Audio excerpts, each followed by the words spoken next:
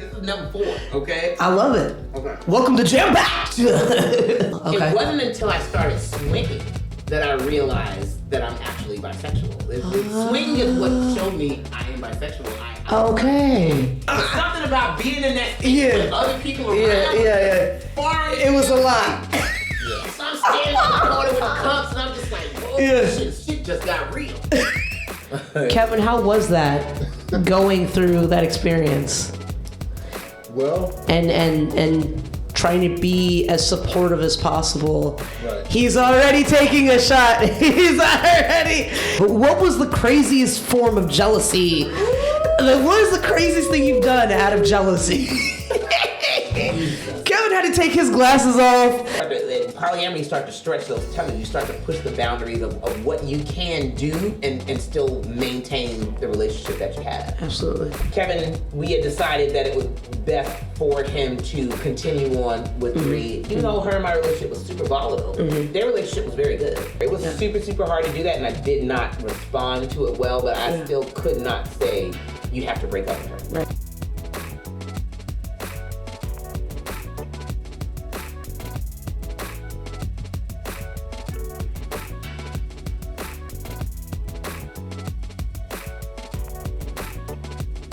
Welcome to Jampacked. Oh my goodness. I am so excited today.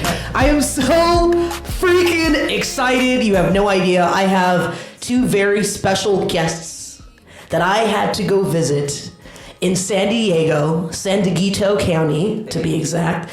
Or technically Chula Vista, but who's really looking at geography?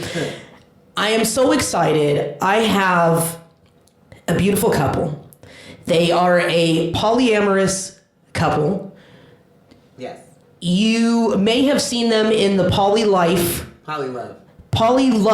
Sorry. Do you have the Polylove in the Polylove documentary that is available on Amazon Prime by Michelle Flores? It is a documentary that approaches polyamory from the intimate point of view of an African-American family who decided to live an authentic life without denying the option of diversity in their love and family. I am so freaking excited, y'all. You have no idea. You've also may have seen their writing, or the Mrs. writing, in the Black and Poly magazine. You may have seen her articles in there. Let me introduce to you Evita and Kevin Sawyers. Yes. Hello. Happy to be here. I'm so freaking excited. Like, I was explaining to them off microphone, off camera, that I've been wanting to interview y'all since before I even did the Jampacked podcast, when it was called the Enigmas Project or whatever the hell I had called it then. But as soon as I was I'm doing a podcast, I was like, Evita, I need y'all. I need y'all. I need to coordinate this some way, some shape or form. I need to do this. I need to learn. I need to know this. I'm glad you did. So I love getting a chance to talk about it, and so I talk about it all the time. And so the more we can educate people about how we live and make it a little bit more normal, I enjoy that. Yeah, I'm really excited because so freaking excited. So we came all the way down here, and thank you again for having us in your home. And I appreciate you guys taking the time out, especially on a Sunday night. And the kids have school tomorrow, and it's back to them going to school and from taking the week off of Thanksgiving break. Mm-hmm. Yeah, nice. So before we get into the interview, we're gonna start the first game. Yeah. Shit, and I don't even have the squeaky balls. Can you get the squeaky balls, Brooke? They're in the pocket. So, see, I was so excited. I lost my mind, and I don't even know where the utensils are, where the tools are. So usually my dog is with us during the podcast. Okay. But either way, we use her toys. She never uses these toys anyway. So we're gonna play so. And so when one of us commits the crime of so, meaning anytime you use so like any kind of noise filler, you have to take a shot, and you both have decided on taking a shot of Fireball. Yeah. And the cinnamon. Yeah. yes. For the fall, it's feeling very breezy outside, very wintry. Right. So it tastes like wintertime already. The weather outside. Nice. So I have also decided to take some Fireball with y'all. Okay. So I may not make it through the rest of this interview, so we'll see how this goes. But thank you again, and this is going to be our shot. We're doing the Fireball. This is going to be very interesting. Yes. So now we are officially in session. We're all clear on how UMSO works. I hope that I explained that correctly because I've already taken one shot of Fireball. Okay, all right. So we are officially in session. We're going to squeak the balls on one another when we commit the crime. We are now officially in session. Kevin, you feeling all right? Yes. Let's go. Take a deep breath. He's like, I'll do this for a living, son. Exactly. So before we really truly get started, I just want to go over some crucial terms, some words, so that we understand as outsiders to understand your world a little bit better, because your story is really truly amazing and interesting. Thank you. And I just want to go over some kind of vocabulary words just so we understand the difference between these things. What are swingers? So swingers are people that may or may not be in a committed relationship with another person. So there are. Come on! I told y'all. Jeez. Thank goodness you at home. Thank goodness you at home.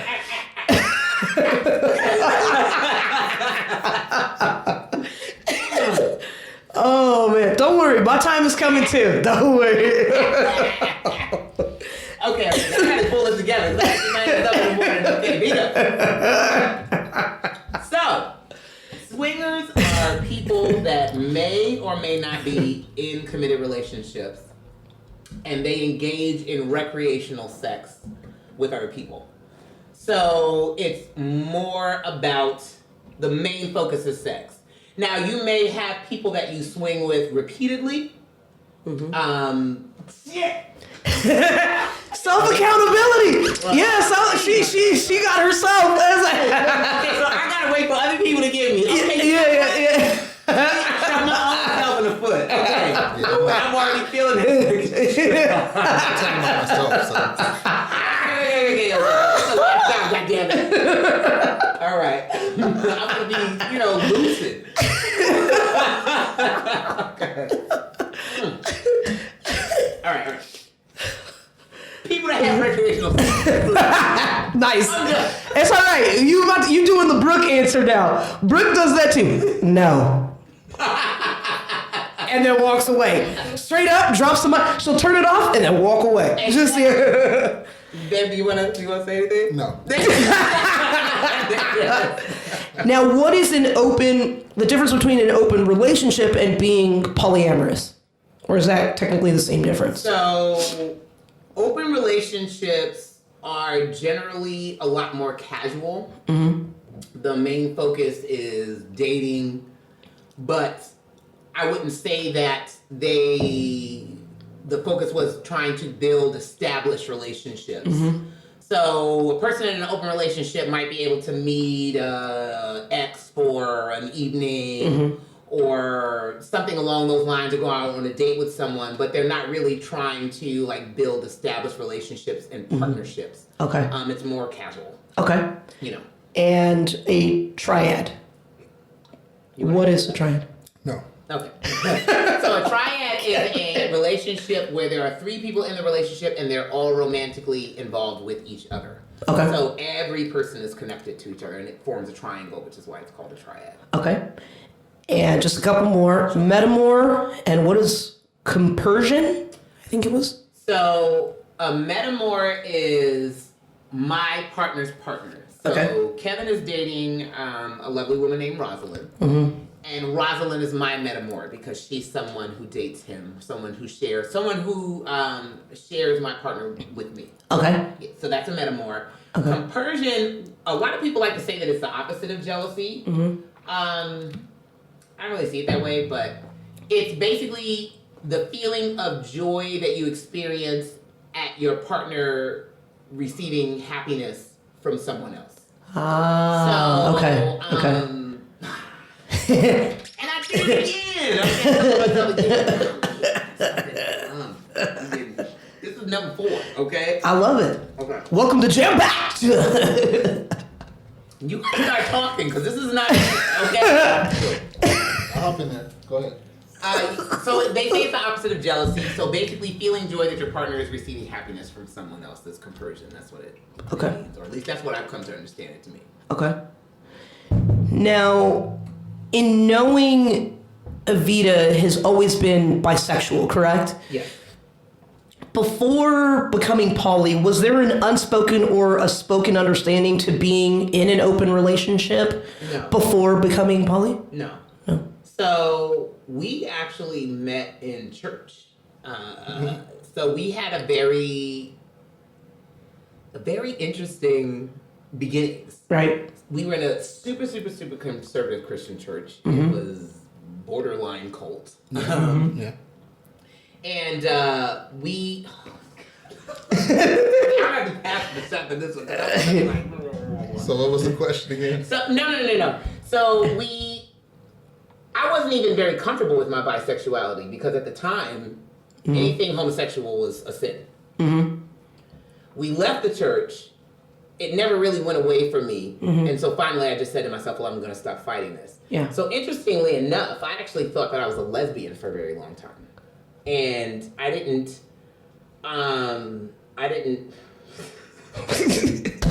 Sorry, we'll give you a pass. This is the first jam-packed pass that has ever been issued. I didn't know that I was bisexual. I actually thought that I was a lesbian. Okay. It wasn't until I started swinging that I realized that I'm actually bisexual. Swinging is what showed me I am bisexual. Okay. And I was like, I like dick too much. Yeah. Lesbian, I do. Yeah. And so that's how I kind of realized that I was bisexual. I knew that I liked. Kevin's like, yep. I knew that I liked. And that's when I realized that I was bisexual. But before that, I thought I was a lesbian, and we started off monogamously. We started off in church, and as time progressed, we sort of came to this place. We never sat down and really had the conversation with each other, like, we're going to do this. Yeah.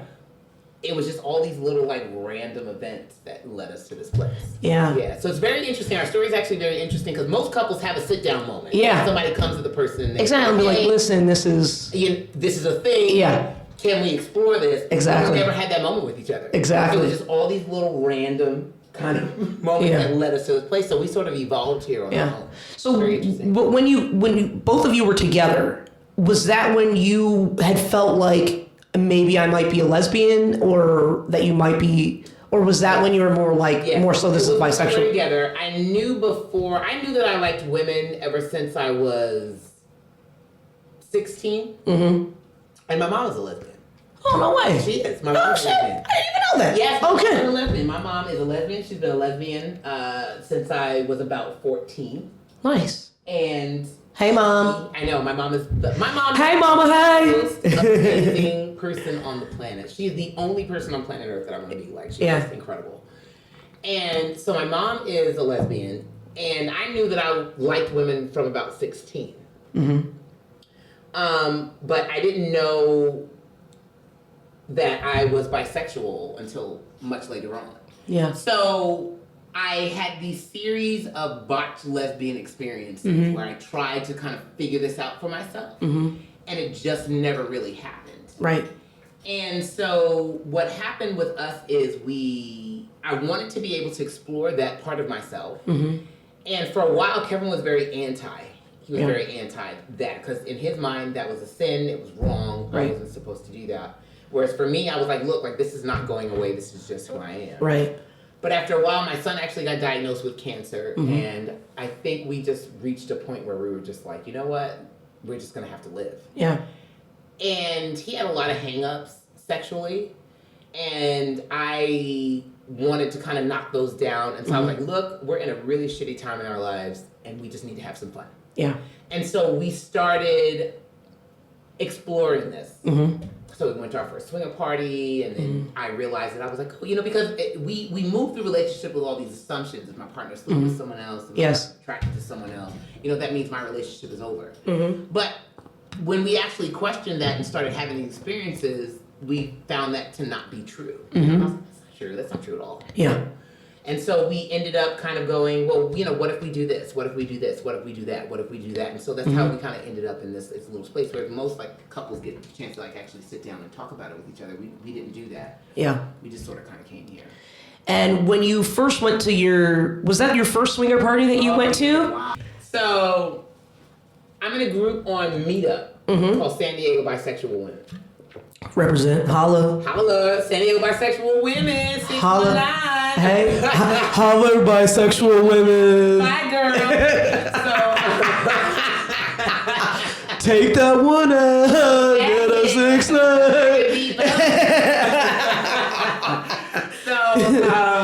So I'm in that group, and someone in the group was in another group called Adults Only Games or something like that. Okay. So before that, prior to that, we had gone to the strip club. And we were like, I'm gonna go to strip club. Yeah, remember we went to strip club Valentine's Day. We were with my sister, remember? Valentine's Day.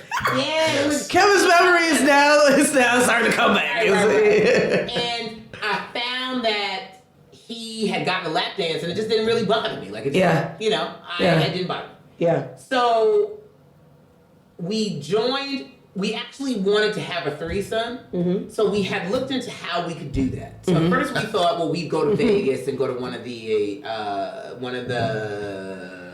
chicken ranches, but it was super expensive. Yeah. Then we were like, well, let's get an escort, and then that didn't work out. So then we said, okay, you know, we went to strip club and had fun, and a friend of mine was in this group called Adults Only Games. So I was like, okay, well, let's see what's up with that group. But they were closed in new membership. But it suggested some other groups that were like this. So we joined this group called San Diego Open-Minded Couples. Okay. And they had a party. Nice. Or they had a gathering. And Okay. so we were like, okay, let's go to this gathering. So Yeah. it is like way the fuck out in some boondocks ass place. Like, I don't even remember. I know it starts with a J. Yeah. But I don't remember it's like Hamul or one of them places like that. I thought it was a setup. Right, yeah. So we driving out there. It's dirt, wilderness. Yeah. And Kevin's like, do you know anybody here? I'm like, no, nobody here, whatever. But that's my shit. Yeah. I love Yeah. doing shit like this. But Kevin has, you know, he kind of has social anxiety. So he's like, you know what I mean? He don't be doing shit like that. You know? So we go out, and he's like, do you know anybody here? And I'm like, nah. And we get out there, and the dude is paid. He got money. It's just a nice house. Yeah. Corvettes and driveways. Nice. Yeah. And he just a nasty dude, just like, let's be fucking this out. Yeah. He's like, oh, we just all fucking. Just, Let me fuck this out. Yeah. I ain't mad at it. So, and it's so interesting because at the time when we went, I was probably about 320 pounds at least. So I'm big. I'm a big girl. Yeah. I didn't expect to get out there and really be able to do anything. Yeah. I was like, nobody's probably going to like us. So, you know, we're just going to go and just see what it's about. I like to go to stuff just for the experience. Yeah. So we drive out there, we park, we go inside. Somebody opens the door butt naked. Yeah. Completely nude. Just, hey, just here, just all of it, just. I was like, whoa. All right. We go inside, people kind of hanging out this early in the daytime. It started out with a pool party and then it went on into the night. Yeah. Guy's house is nice. He got a bar in the house, like a hotel bar. It's dope. Yeah. All this artwork. He shows us around. It's nice as hell. So I asked this couple for a cigarette, and that was our friends that we met there. Oh, yeah. Asked them for a cigarette and started kind of talking to her, and I kind of liked her. You know? Yeah. And we went to have an experience with them. Like, that's why we went. So we actually went in there. I wasn't supposed to mess with no men. Yeah. Yeah, remember that? I wasn't supposed to mess with no men. No men. That was one of the edicts. No men. Why is that? we just did the whole heterosexual couple open up with a bisexual wife thing. You know, we were still, we were still doing that. So we get in the party and we're hanging out. There was a pool party. I got my bathing suit on, whatever, blah, blah, blah. We sitting in the garage smoking weed. Yes. And we drinking and stuff. And the chick that we met, somebody walks up to her and just starts fingering her right there. And she didn't ask her. They start kissing, they start fingering each other. I'm shocked, okay? So I had went to go get her some water. I said she wanted some water. I went to go get her some water, so I came back. So I'm standing in the corner like this with because this is wild. You're like, there's a lot of juices coming out. I think you're gonna need to be hydrated. Like, I'm not a prude. Yeah. Like, I'm a very kind of out there person. There's something about being in that space with other people around. Yeah. It was a lot. Yeah. So I'm standing in the corner with the cups, and I'm just like, whoa, shit just got real. Let me tell you about this dude. Let me tell you about him, okay? So he watching. What about me? He watching. Yeah. So the girl goes to put her leg up on the table so she can like spread them open a little more. He moves stuff on the table so she can. Hey, you a gentleman. You a gentleman. You just doing the gentleman thing. He was all in. Yes. He was sitting there, he had his arm back. The thing that went through my mind in that moment was this motherfucker right here. I went in like, look at this dude.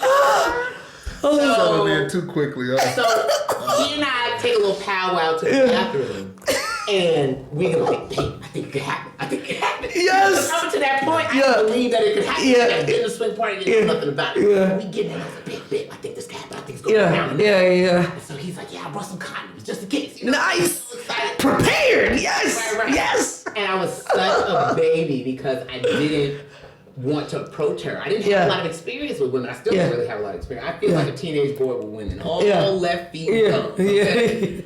So I like her. I'm standing next to her like a little kid, standing there, like this, like get him, like hey, like go tell her, So she says okay, and so we go off and we had his threesome and stuff, and so we're walking around the house and drinking, and we just toe up, having a good old time.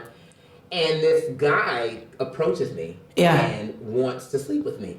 And I didn't even I thought he was attractive enough, but I think what made me really, really want him is he was so just like, oh my God, you're beautiful. Like, he's like, I want you. Yeah. So I went to Kevin and I told him, I said, hey, this guy wants to sleep with me. Like I said, our edict when we got in there was no men for me. No men.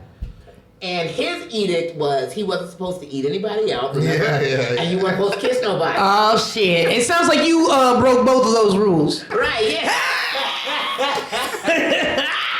He wasn't supposed to eat anybody out, and he wasn't supposed to kiss nobody because in my mind, that equated to romance. Intimacy, Right. Absolutely. I him experiencing that with someone else. And so I said, you can't do those things. And he said, no men. So I found him later on. He was at the bar, and I said, "Hey, this guy's here. He wants to sleep with me. I want to do this.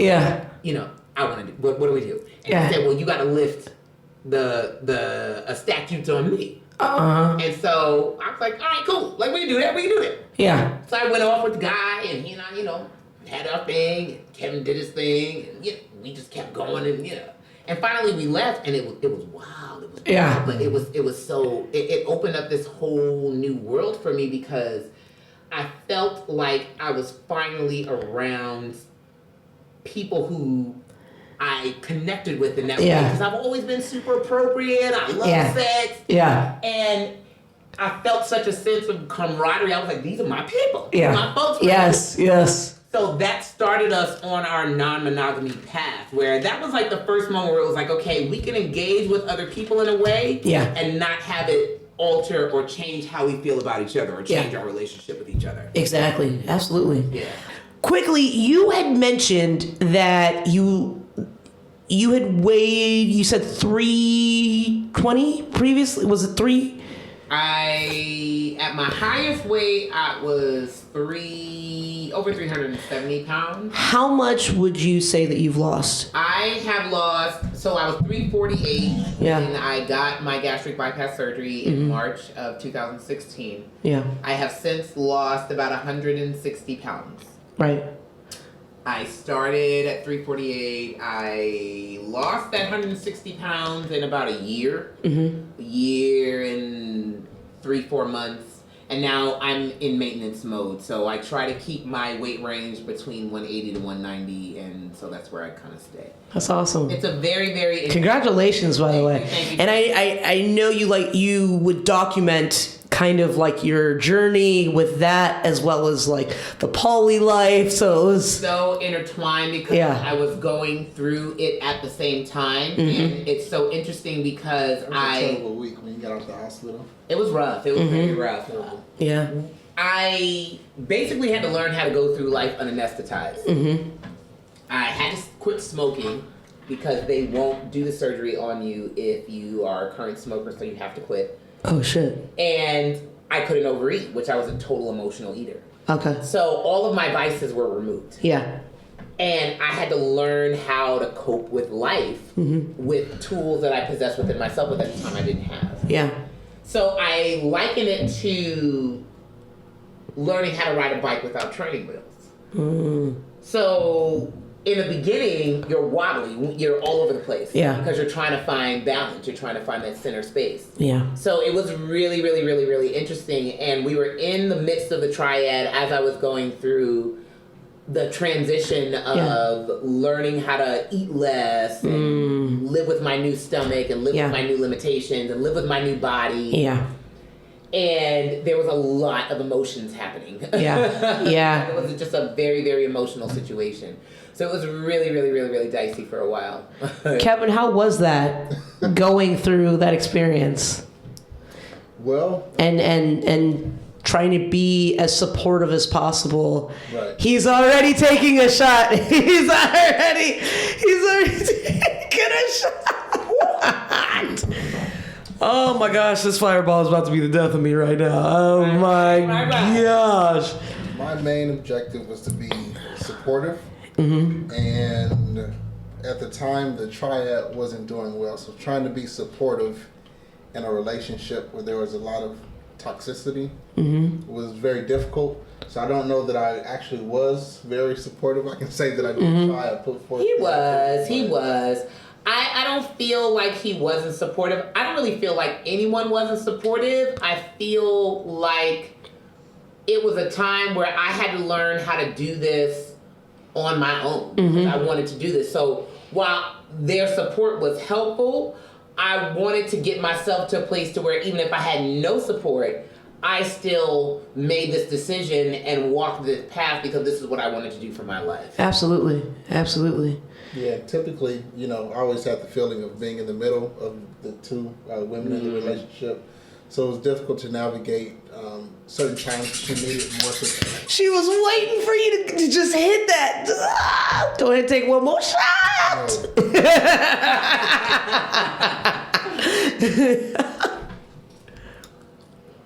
Okay. What was the biggest challenge in that tryout for you? The biggest challenge was I felt like maybe I had to. I feel like those shots are getting bigger and bigger as he's like, I don't know, they might be, but I'm seeing he's like, I'm just gonna keep taking a shot right now.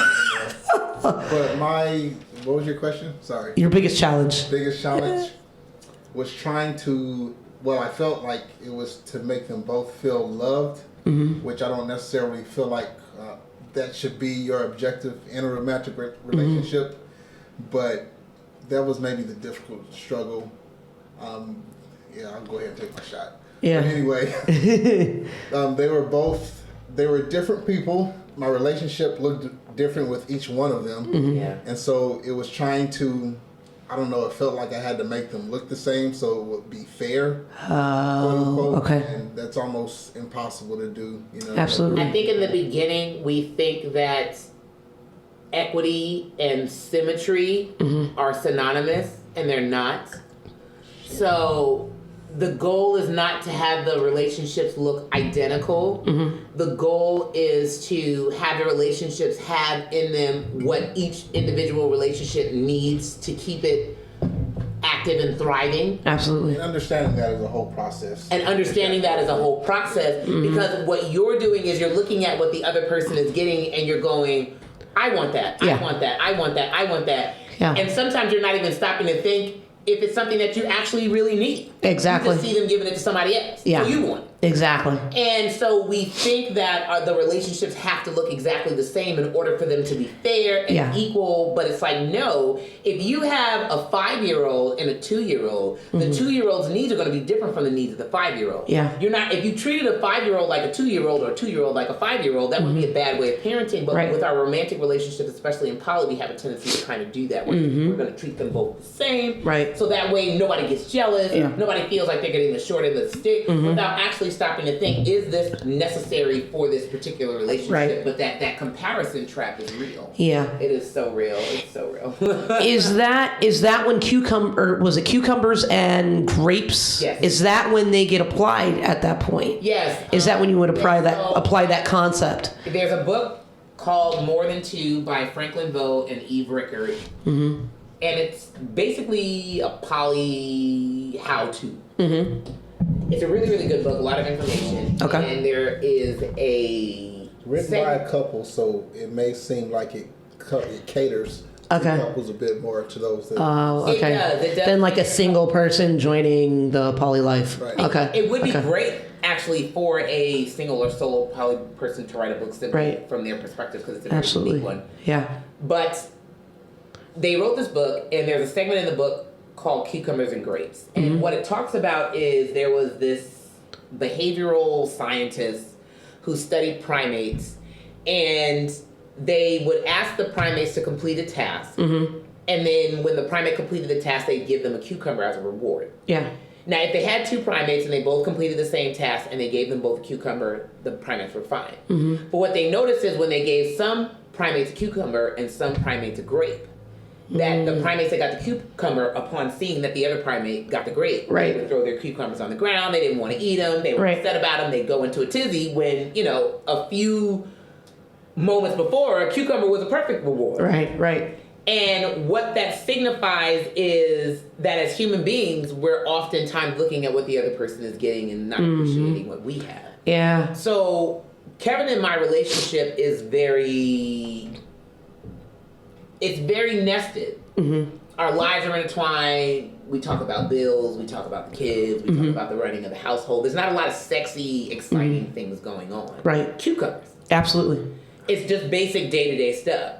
His relationship with Rosalind, my relationship with Jesse, it looks more like grapes. Right. Because he goes to see her. They spend days focused on each other. They go on dates. They hang out. They're unencumbered by the kids, housework, those kind of things. Same thing with me and Jesse. Right. Whereas he and I don't get a lot of that time. We have to be super intentional about that time because we're a married couple with kids. We got shit to do. Absolutely. So from the outside looking in, it could look like Rosalind and Jesse get all the treats from us. And we get all the drudgery. Right. But what we fail to take for granted is the fact that the things that human beings' perspectives are different. So what looks like a cucumber to me can totally look like a grape to Rosalind. The fact that I come home from a hard day at work, I can get a hug from him and I can get support from him. That's not something that she has. Absolutely. So if you are so focused on my friend has this saying, keep your eyes on your own damn paper. Yeah, that's right. Right. If I'm looking at what you got going on,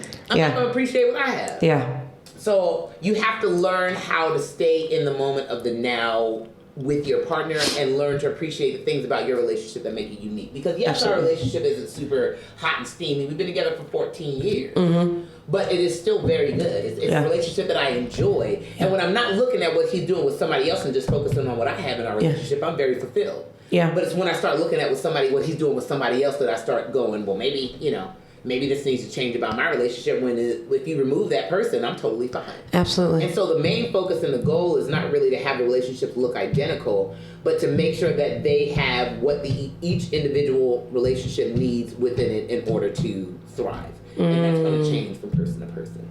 Absolutely. Mm-hmm. And you mentioned the kids. When you were starting up in that triad, and I know the kids were off with their grandparents for that month that the triad was starting off, what was your biggest fear in why do you say it was it? I don't think we thought that far out. The kids will be back. Absolutely doing it up. Yes. Diego, yes. Having a grand old time. Yes. And we just lost our minds for a little bit. Yeah, we did. What was your biggest fear in speaking to the kids about it, explaining it to the kids? Because I know you even had to explain to them what bisexuality was, correct? Yeah, they didn't know that. Yeah. With those things, it's another shot, first of all. I love that you're just like, yo, I'm just going to take my shot. Just he can do it. Yeah. It's deciding what's too much information for children to know. And at the same time, not being afraid to have them experience life. So I think sometimes you can shield your child too much to the point to where, maybe you basically lie to them or present something that's not real. And I don't necessarily think that that's a healthy way to raise children. So it's a balance between that. I agree. Being authentic and saying, well, this is a part of our lives, and so it's going to be a part of your lives. But, just trying to find that cutoff. What do they need to know, and what do we keep? Yeah. Right, because they were very young. I think the boys were, because it was in 2013. Yeah. So they must have been 7. Was that 2013? 2013. Wow. No, it was 2014. So they were 8. Sure. Yeah, it was. It was 2014. We started swinging in 2013, and then we met her in 2014. It was May of 2014. Wow. Time flies. Yeah, it does. My gosh. They were 8, and Vivian was like 5. Right. And we weren't initially going to tell them, but she was at the house a lot. Yeah. She was very affectionate. And so I am of the opinion that you shouldn't insult your children's intelligence. Yes, I agree. I don't like doing that. I feel like as parents, we do that so much. We insult our children's intelligence. We do not give children enough credit for what they can comprehend. Absolutely. So... And how much they'll actually be okay with. Right. And accept. Okay with exactly how much they can accept and how much they can actualize in their mind. We really the intelligence of children. I feel like I'm at spoken word right now. I'm like, yes. And so I, as a parent, don't want to insult my children's intelligence. I'm very, very, very, very keen when it comes to that. So she was super affectionate, and she had a hard time turning that off when the kids were around. Okay. Because when we first started, the kids weren't there, so we were free to do whatever we wanted. And she just didn't grow up like she was used to already this public display of affection in the house. Like, switch into parent mode. Right. That's our daily life. Right. So at this point I was like, okay, we're getting to the point where we're starting to insult their intelligence. Like, we might as well tell them what's going on. So I had to explain to them bisexuality first, because I had to explain that to them in order to explain to them why I had a romantic relationship with her as well. Yeah. And they at no point ever had like any questions before you said, you know what, we need to talk to them. No. They were just like, oh, we'll just go. Yeah, at first we were just like, this is this person that's kind of hanging around. Yeah. And then after a while we sat down and we told them, and they were just like, okay. Kids had a good relationship with her, so she was somebody that the kids enjoyed, so it kind of worked out in that sense. Yeah, they did have a really good relationship with her. She was a real big kid, so she loved, being silly. With the kids, Aw. Yeah. During that time, and I know you speak openly about the jealousy, and we all experience jealousy. Yeah. Whether it's poly life or monogamous or whatever the fuck life you want to live, right? So, but the jealousy that played a role during that triad time, I know you two, Evita and her, I don't know if you want to say her name or not, but you guys went through an emotional process, breaking up, being together, breaking up, to the point of where you even said, listen, Kevin, you still date her. I'm not fucking with her though. Yeah. You know, I mean, that takes a lot of courage. It was not easy. Yeah. And I did not always respond well to it. I've heard some. I think I heard one story in that documentary. But what was the craziest form of jealousy? What is the craziest thing you've done out of jealousy? Kevin had to take his glasses off and just put his fingers through his locks because he. So I will say that because this was a new situation that you would never face in monogamy, and so it was new for all of us. She was facing new feelings, and I could not relate to her. So she didn't have me as an outlet. She didn't have me as a resource. I could not really empathize. It was hard for him and Bree to hold space for my feelings apart from their own feelings about my feelings. So because they couldn't hold space for my feelings apart from their own guilt. Right. So he felt bad because he felt like he was being a bad husband. Yeah. And she didn't understand my feelings because she couldn't listen to them apart from feeling badly that because of her presence in my life, I was going through that. I felt like nobody was really there for me. Right. And I felt like rather than try to understand me, their response to me was like, oh my God, Vita, get your shit together. You know? Right. Meanwhile, I was the one experiencing all these very difficult emotions, and she wasn't experiencing it in that way because she came in with me there. Yeah. So it wasn't new for her. Right. And for him, it just wasn't the same. She didn't trigger him in that way. Right. She just didn't threaten him. It wasn't a threatening situation, but I was very threatened. Yeah. So, God, shit. I sent a wax warmer through the window. We had to pay $120 to fix the window because when I get angry like that, one of the things I learned, so first of all, what I always tell people is one of the best benefits of polyamory is actually not the multiple partners and having sex with a bunch of people and all that stuff. Yeah. It is the self-discovery. You learn so much about yourself. Yeah.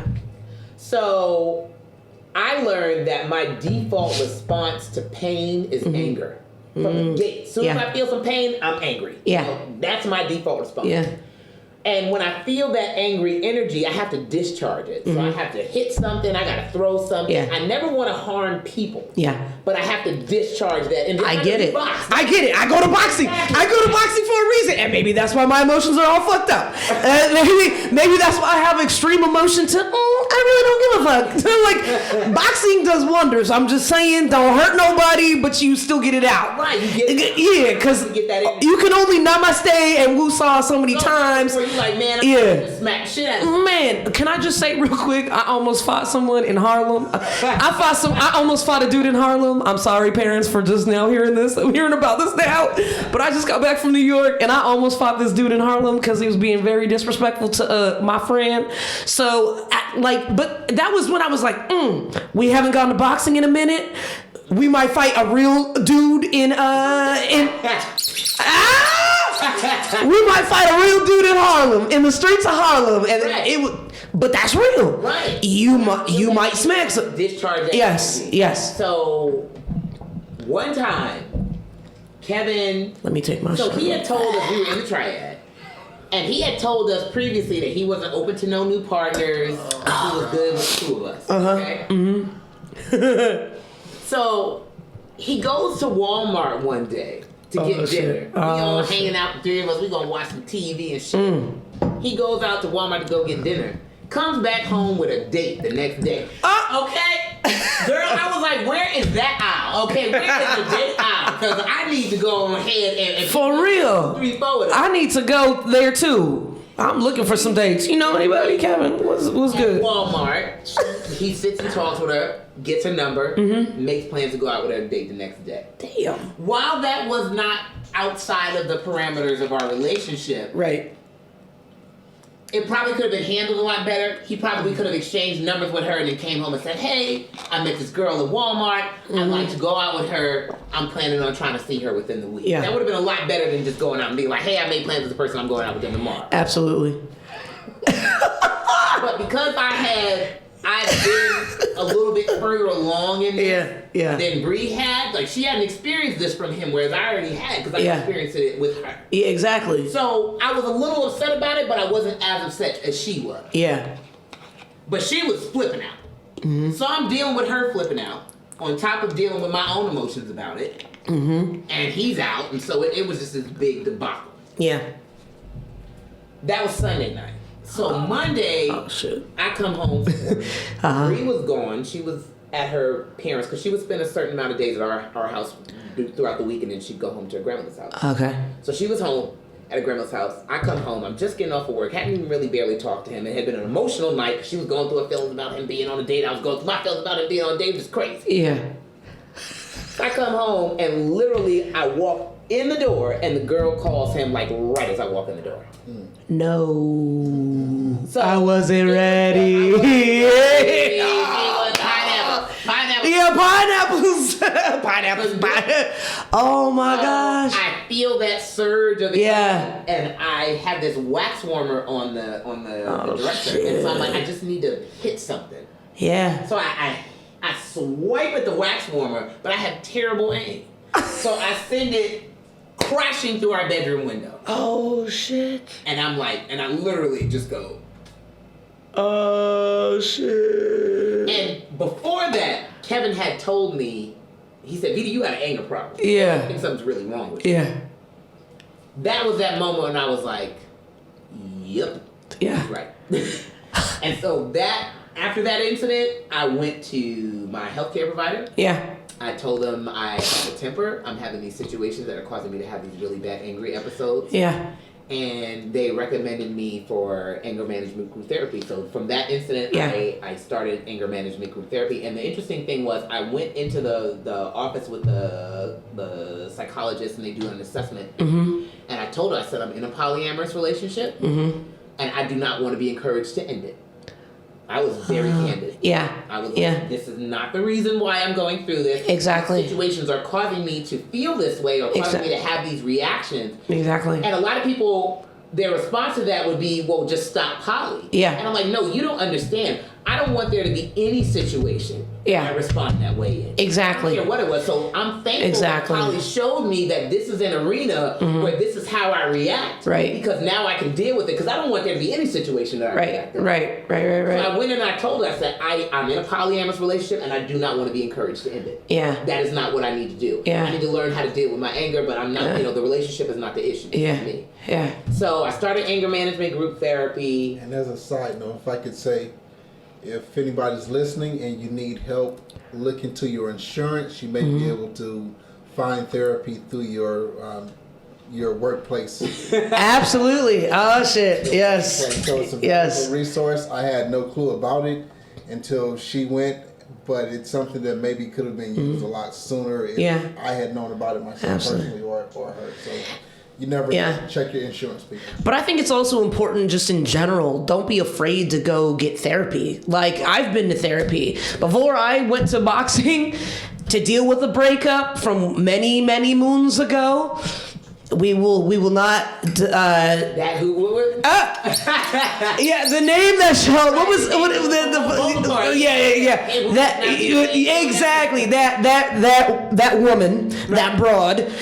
We will not speak of her name. I still got love for her. Right, I got love for her, but that showed me a lot about myself and what I needed to work on. And I went to therapy for real, like to work on my anger, to work on my anger management, because at that point I was having fights. Well, I don't know how much has changed, but like I was wanting to fight dudes and I'd be like, I really shouldn't even be fighting you. Like, you could totally shake me right now and nobody would hear me. Like, you could totally cut my throat and like... Right, you're not... But I went down for the cause. Yeah. But my anger doesn't allow me to think that way, and I always like to blame it on being half Haitian. You know, the islander, the crazy islander. Yeah. That's some extra passion right there. Real. Yeah. That is real. But coming up, I grew around a lot of Puerto Ricans. Yes. A lot of Trinidadians. It's passion. Yeah, it's passion in everything. And it doesn't even fucking matter. But like, I discovered it was really becoming a problem, and my anger was like, anybody could get it. But I was still my friends would never get it, but just any stranger on the street could still get it. And I'd be like, what? Yeah. You know, even when I was younger, like when I would go to the grocery store with my mom, I'd be like, I would think like the cashier was like being petty with my mom. I'm like, you got a problem? Like, but I could barely see over the fucking counter. I'm like talking shit. Like, so funny. So first of all, it was one of the best things I'd ever done for myself, because what it did was it teaches you how to create a space between the trigger and when you go off. So when I first got there, that space was tiny. Yeah. And it was so interesting. One of the questions that they asked us when we did the anger management group was, what you want to do is notice what happens to yourself physiologically. So if you put anger on a scale from 1 to 10, meaning, 1, you're totally, completely calm, and 10 is like blackout. You want to stop yourself at a 3. Because if you get into 5, 6, 7, 8, it's harder to bring yourself back down to a 1. Yeah. So they told you to start to notice yourself at a 3 and find out what happens to you physiologically, what happens to you emotionally, mentally, when you feel yourself kind of at a 3. Because if you can recognize that space, you can start that process of bringing yourself back down before you get to 5, 6, 7, 8. absolutely. I pretty much lived my life in a state of 3. So I couldn't even answer that question because I felt like I was at a 3 all the time. Yeah. I was constantly irritated, constantly going off. I was always upset about something. Yeah. And I didn't really know that about myself because it was my constant state of being until I went to anger management. And Yeah. it was like, Vita, like you really got to learn how to get yourself at 1 and staying at 1 for a while. Yeah. Because if I'm at a 3, getting to a 5, 6, 7 ain't nothing. Yeah. Yeah. So that's what was my issue, was I was always at a state of 3. So whenever the trigger happened, I'm at 7, 8. Exactly. And by that time, it ain't no coming back. Yeah. Yeah. It is taking over. 100%. As soon as I get to like 5, 6, it's a wrap, because it's already taken a lot for me to get to 5, 6. So the therapy helped a lot. Clearly, I need to go back maybe for trying to fight some dude in Harlem. I had a straight up relapse. Like that rum and coke had me feeling nice, but it was still Feeling away. It had me feeling away, but it was like you weren't even disrespecting me. You were disrespecting my friend to a point where I felt like I normally will just Brooke as my witness. I don't know why I always like to bring Brooke into this, because Brooke has known me a long time. She's seen many a drunken evenings, Right. and I just laughed internally. Shit, I owe like 2 fucking shots. This is bullshit. Double up in the Yeah, did you could just go ahead and double? You doubled me up. It's not double. That's, Oh shit. that's- Oh fuck. So yeah, double me up. But yeah, by the time I get to 5, 6, I've already like tried to woosah. I've tried to like marinate on the dumb shit that you said. You can talk all the shit you want about me, but like you get me to that point, 5, 6, 7, 8, 9, 10, like it's a wrap. It's a wrap. I had not gone as hard as I did when I was in Harlem for a long ass time. Like It's like the Hulk. Remember on The Incredible Hulk when he would have that bored days incident? Yeah. That's the way I look at it. Like, But why did my friend call me the Hulk? She was like, no, you became the Hulk.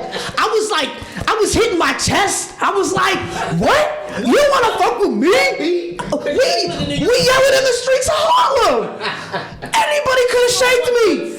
It's 2 o'clock in the morning, and I'm over here pounding my chest like I'm a foreigner, like not even a foreigner. Like this is my place. Like we just talking, we yelling at each other, clapping, pounding chests. Like my eyes getting big. She was like, I've never seen this side of you before. I was like, trust me, this never happens. This really doesn't happen. Right. But this was like a whole new thing. But I think that therapy is something that should be embraced, and it shouldn't be something that's discouraged. no. You know what I mean? Not at all, not at all. I have so I'll many take my people shot in the that meantime. feel- Ugh. First of all, I'm thankful that my mother raised me to believe that was an outlet, that was okay. I feel like as people of color, we don't do that. So we just say, well, all you need to do is pray. You just need to go to church. You need to do this. You just need to do that. You need to stop whining, stop complaining.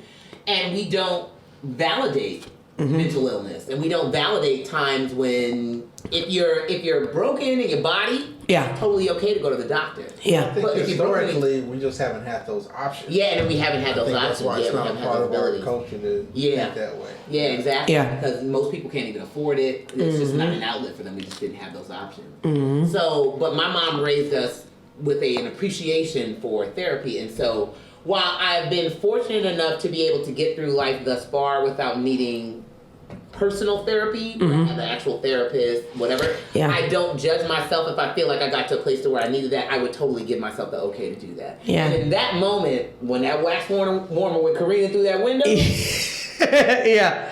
I was like, Evita, and I mean that wasn't even really the first incident. Yeah. Some crazy shit. Yeah. That was just the one that cost us $120. And then I was like, you know Yeah. what, Evita, you might want to fix this. Yeah, So exactly. I enrolled myself in group anger management, and it was amazing. It did so many wonderful things for me. It did. Absolutely. And how do you create a safe space for one another?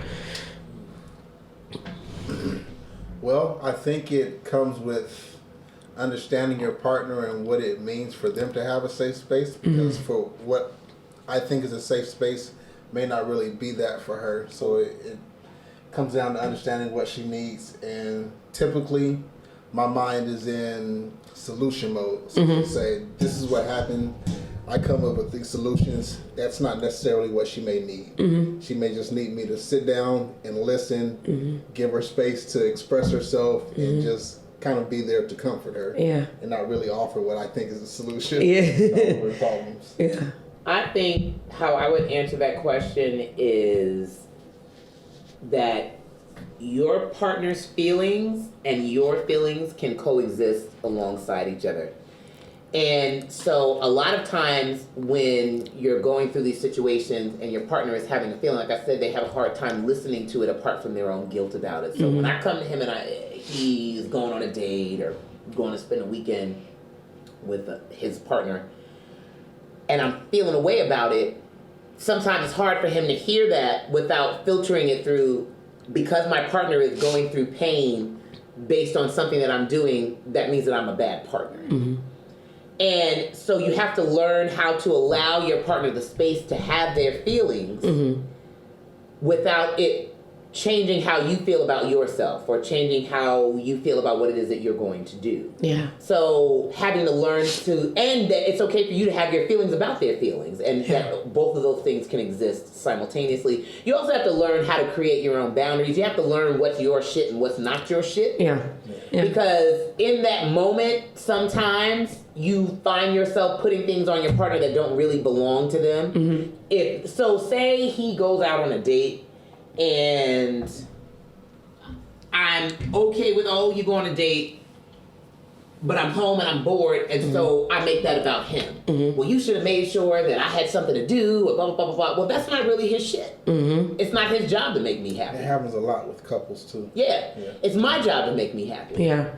So it's his job to make himself happy. Like, that's not his shit. So you have to learn how to recognize what is your shit and what's not your shit, so that you don't find yourself being in a place of not acknowledging enough or acknowledging or taking on too much. Not taking on enough or not taking on too much. You have to have an accurate gauge of what's yours and what's not yours. Yeah. And then you can listen to your partner and hold space for their feelings, because you don't internalize, you don't make it about yourself. Yeah. That's beautiful. Yeah. I think also, again, just not judging feelings as good or bad. Yes. Just Oh, yes. They're feelings. They're And just whatever they feelings. are, Yeah. that's what they are. And Yeah. you communicate with your partner at that level. I think once you begin to judge feelings, your partner feels that, and there was another, I know. Put your I'm gonna take one with you just. I know I deserve one. Okay. But damn, sometimes I take the hit, right? But not judging your partner's feelings, just letting them exist as they are without maybe internalizing their feelings. I think that's what happens, and that's where the guilt comes in, when you internalize your partner's feelings. But allowing them to just express that these are feelings, it's a part of the process, understanding that, and after that, you can kind of work through these issues once you understand that it's all a process, and we're just kind of moving through it. These are steps we have to take, and we'll get to the end if we keep our cool and just I tell Kevin take steps. that just because I feel a way about what you're doing doesn't mean that I don't want you to do it. It doesn't mean that I want you to feel the same way about what you're doing. So if I'm uncomfortable with you spending the night with your partner, that doesn't mean that I don't want you to spend the night with your partner, and it doesn't mean that I want you to be uncomfortable spending the night with your partner. Right. So what happens is, so in that situation, maybe you may think, well, this is wrong. Maybe I shouldn't be doing it, but that's not necessarily the case. You know, you're not doing something wrong. You can help your partner work through their feelings, and at the same time understand that you're doing what you have, you know, a right to do. So don't feel guilt, but at the same time be there, you know, and be supportive for your partner. And realize that their feelings are normal and valid, and not invalidate their experience, even if it's not an emotion that you experience, because you don't have the same triggers. The things that trigger me don't trigger Kevin. The things that trigger him don't trigger me. Yeah. But that doesn't mean that their feelings are invalid. Right. Right. Their feelings are valid to them. Absolutely. Even if it's not something that would necessarily trigger you, and you need to try to access some kind of understanding and empathy for what it is that they're going through, because that really is the quickest way to get through it. Most of the time when our issues would drag out for long periods of time, it was because I didn't feel like I was being understood. So I'm coming to you, I'm saying, hey, I'm having this emotion, whatever, and I'm just getting this blank stare or this look of like I'm speaking Klingon, and that's when I would really get like, I want to be understood. I want to be understood. I want you to empathize with me. I want you to access a part of yourself that has felt similarly, so that you can relate. And in a lot of those situations, I just didn't have that actual experience until now. Now, during the break, I was gamed. I don't know what you would call it. Like, knowledge was spit on me about the different types of monogamy. Monogamous, non-monogamous, non-monogamous, yeah. Can you please walk the lovely people through exactly what you were just explaining to us? Right, so these things are so multifaceted. There are different kinds of monogamy. So when we first started our non-monogamy journey, so I actually mostly identify as non-monogamy because I feel like it's a much broader term. Because I can be a swinger. Sometimes I find myself in that space. Sometimes I find myself in a polyamorous space. Sometimes I find myself in an open relationship space if I'm not really in a position where I can entertain a poly relationship and all that comes with it, but I still want to be able to interact with others. So I feel like non-monogamy is a much better moniker for me. Yeah. And there are different kinds of monogamy. So you can be, in the beginning when we started, I was much sexually non-monogamous, but I felt emotionally monogamous. I didn't have a desire to have an emotional connection with anybody other than Kevin, but sexually I wanted to have much more variety. You can be structurally monogamous in that you have no desire to live with anyone else. So there are some people that are in poly relationships and they want all their partners to live with them and they want them all to share the same house, habitate. I don't really feel that necessity. I'm comfortable living with just Kevin. I don't really feel a desire to live with anyone else besides him. Now, could that change? Absolutely. But that's remained relatively constant throughout our polyamorous journey. So there are different levels of engagement, and you don't have to be non-monogamous on all of those levels. So you can be emotionally non-monogamous but sexually monogamous. So where you only want to have sex with one person, but you want to have there are so many poly relationships that are completely non-sexual that have a no sexual element whatsoever. Really? Oh my goodness, you'd be surprised at how many. That there are lots of poly relationships where the people have emotional connections to each other, they're romantic, but they do not have sex. Shit. Sometimes it's easier. Sex is a large stressor in most relationships, and so not having that as a part of the stress is sometimes a little bit easier and more comfortable for people to navigate.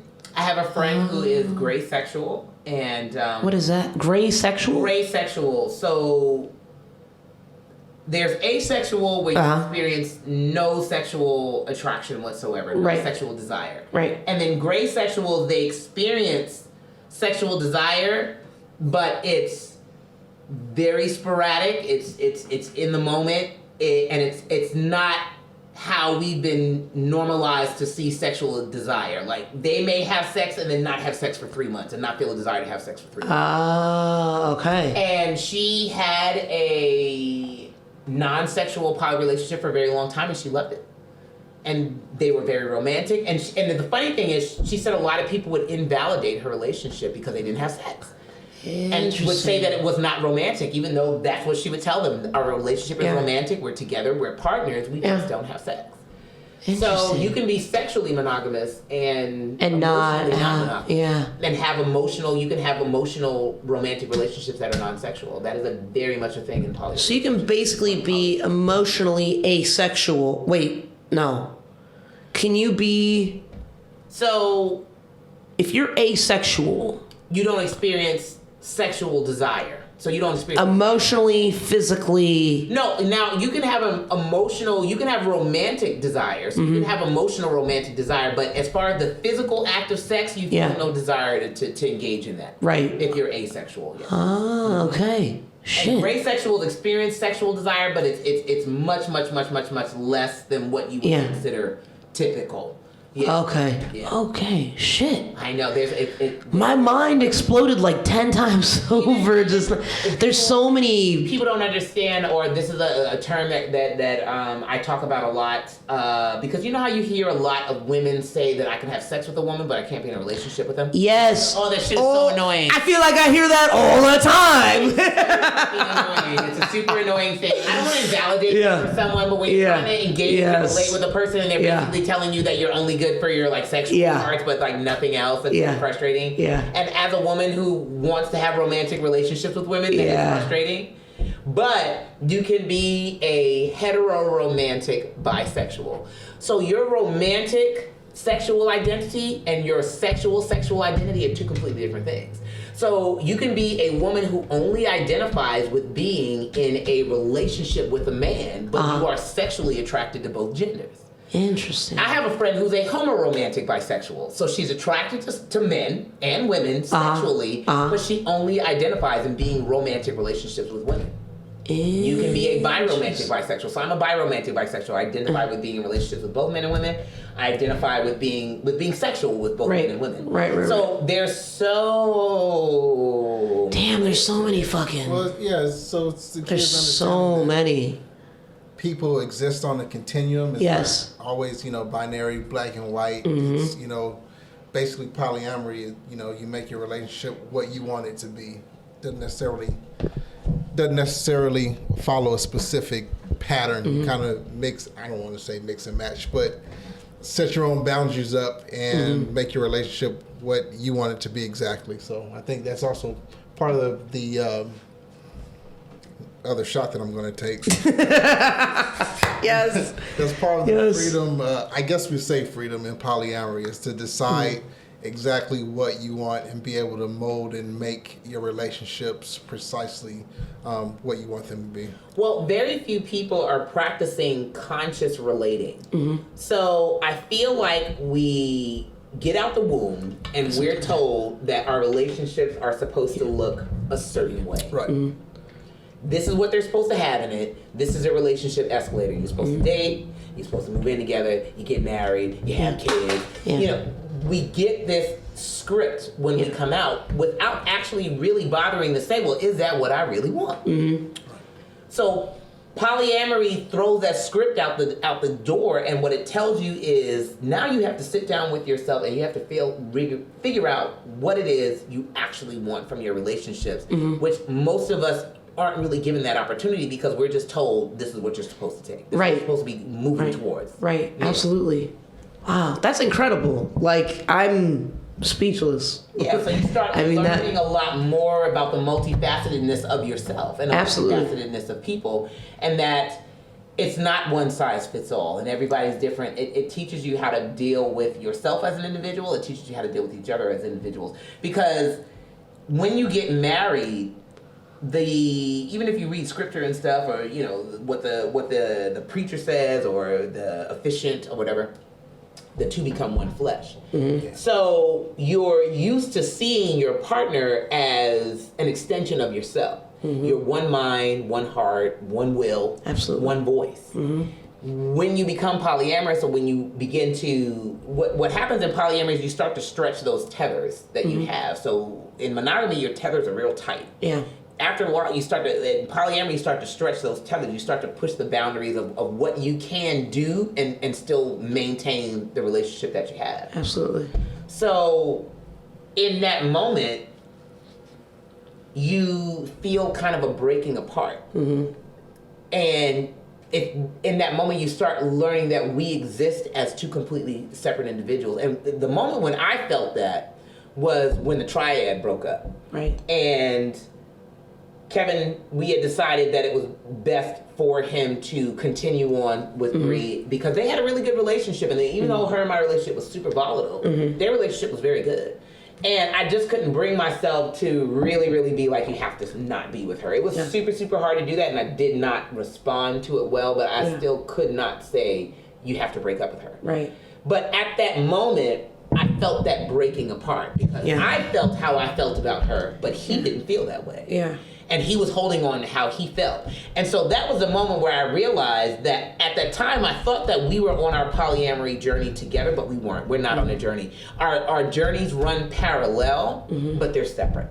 They're intertwined, but they're separate. I am on my own journey. I am on my own path. This journey is my own. I am a separate individual from him, and it was such a shocker for me because I was just so used to going. We feel the same way about things. Yeah. We think the same way about things. That's just how you look at marriage and how we look at relationships, especially romantic relationships. Absolutely. And you speak about the difference between the vulnerable versus the sharp pain in dealing with the jealousy. Mm-hmm. What is the difference, and is there a mindfulness that helps in that? Yeah, so like I said, my default response to pain. Oh shit! God damn it! Okay, you gotta fill my cup. No problem. Fill my cup. Drink in my cup. Oh yeah. So my default response to pain is anger, and in that sharpness, I don't really find that I deal with the issue at hand. It's a lot of surface petty stuff. So when I wait for that sharpness to pass and deal with the vulnerability of the moment and what it is that I'm going through, I find that I have much better results. So I'll give you an example. One time, what happened? So one night, Kevin and I were hanging out, and so we're all in a Facebook group. Where he met Rosalind, we're all in the same Facebook group together. So that's where he met Rosalind.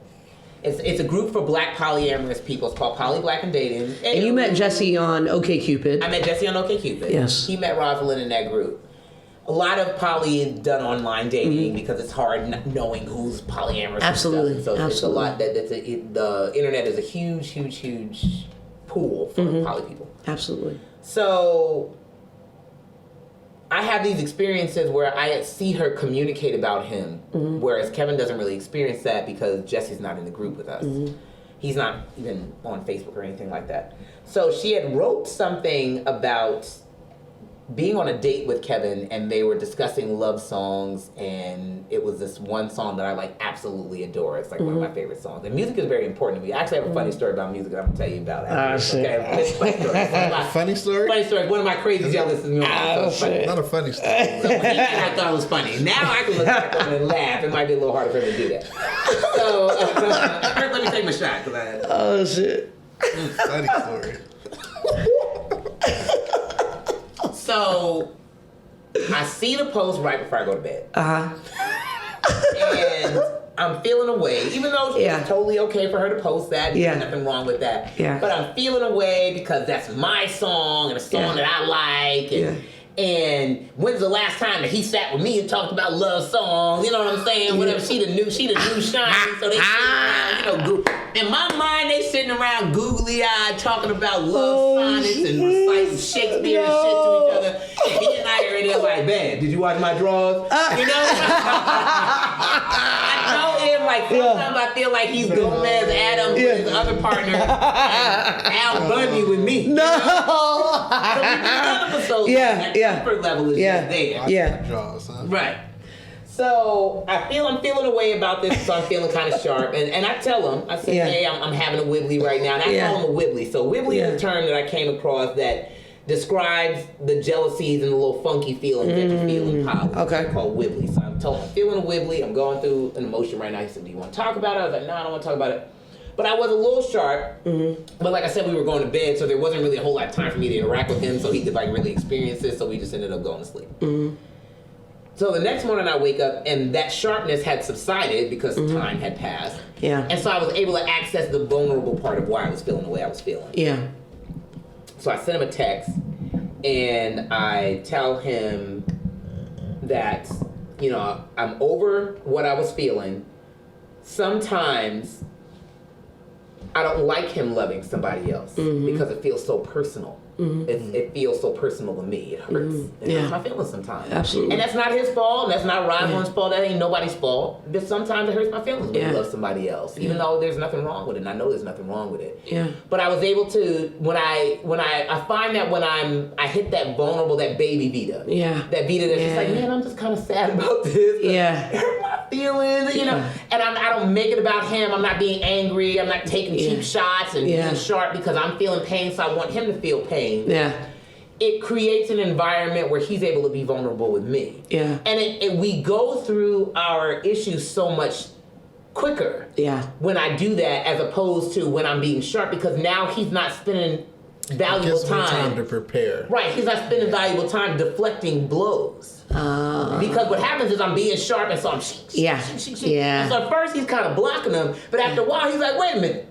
Yeah. So then he starts throwing blows. You know? So now we're just and nothing's getting done. Nothing's happening. We're not progressing. Everybody's just fighting. Everybody throwing snowballs over the Right. And nobody's stopping and going, whoa. Yeah. Let's actually deal with the matter at hand. We just take shots at each other.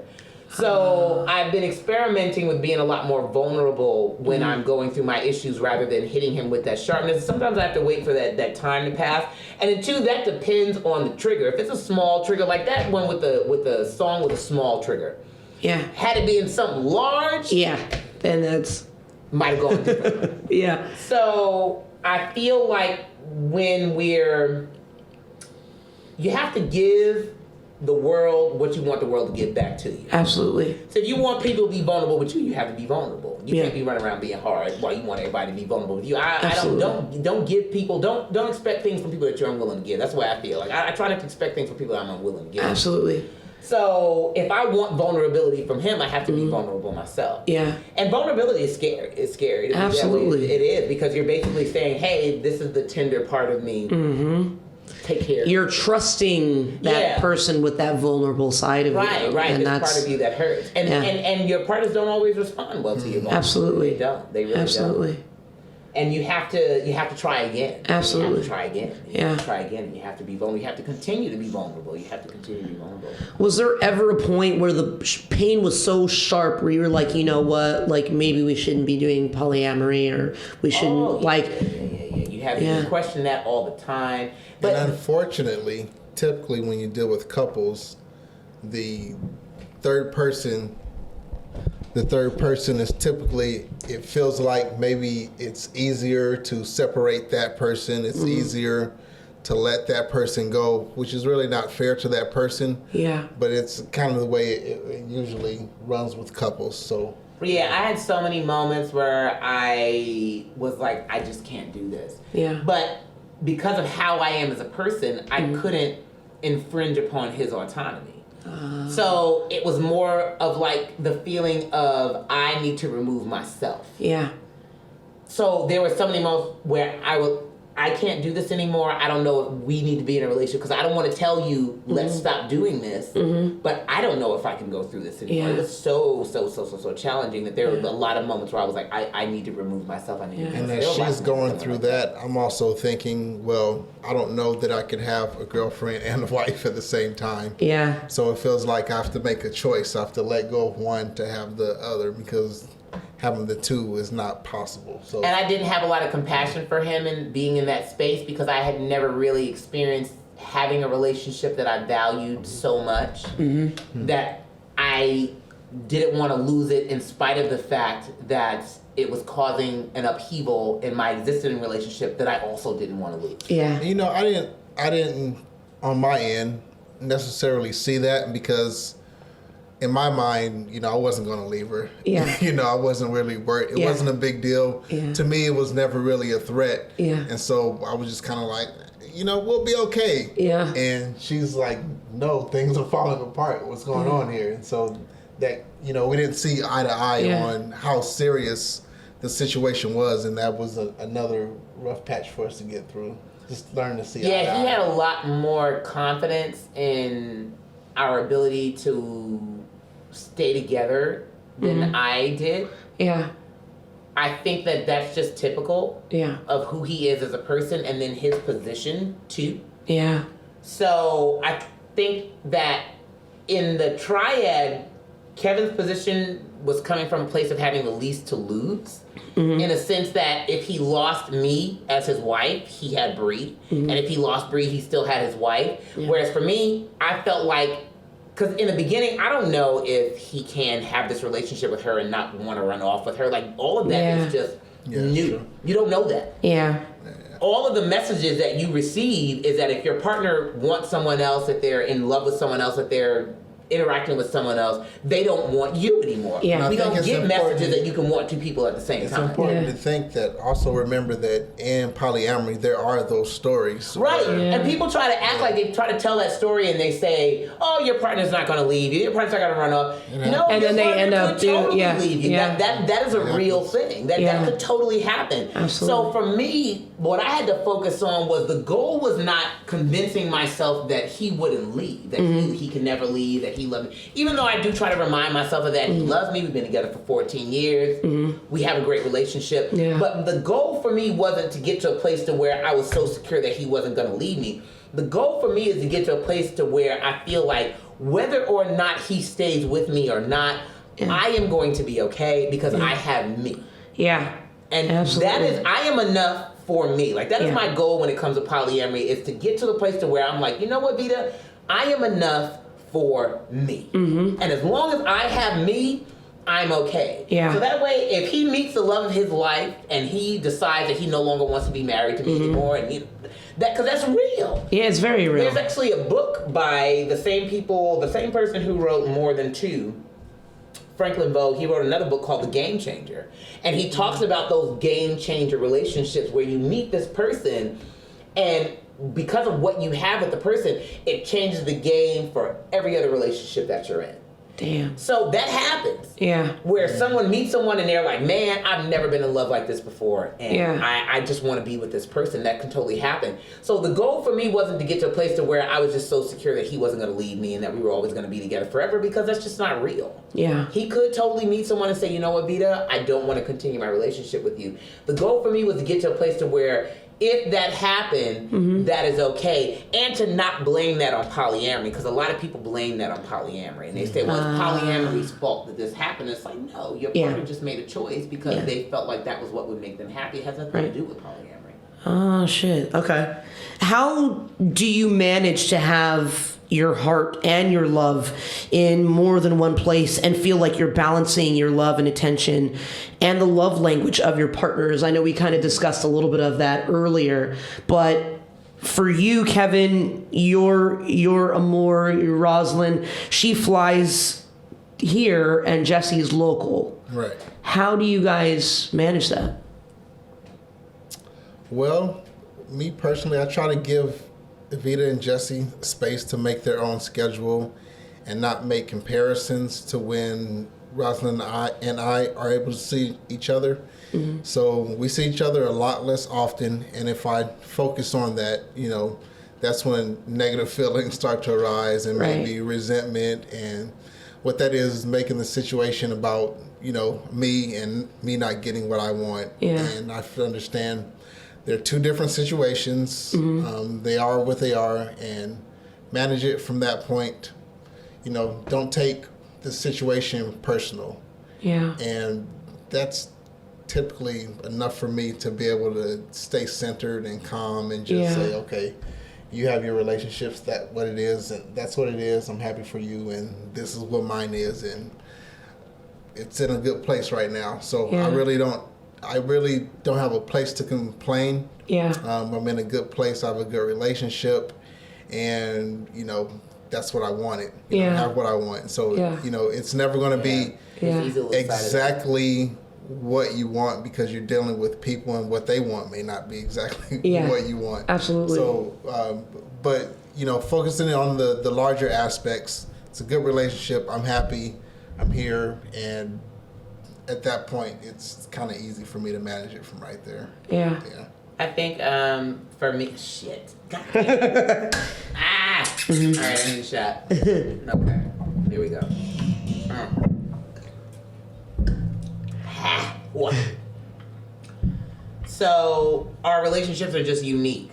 The things that we experience in them are different. So, for instance, my relationship with Jesse, he's local. We see each other more frequently. I wanted a local relationship.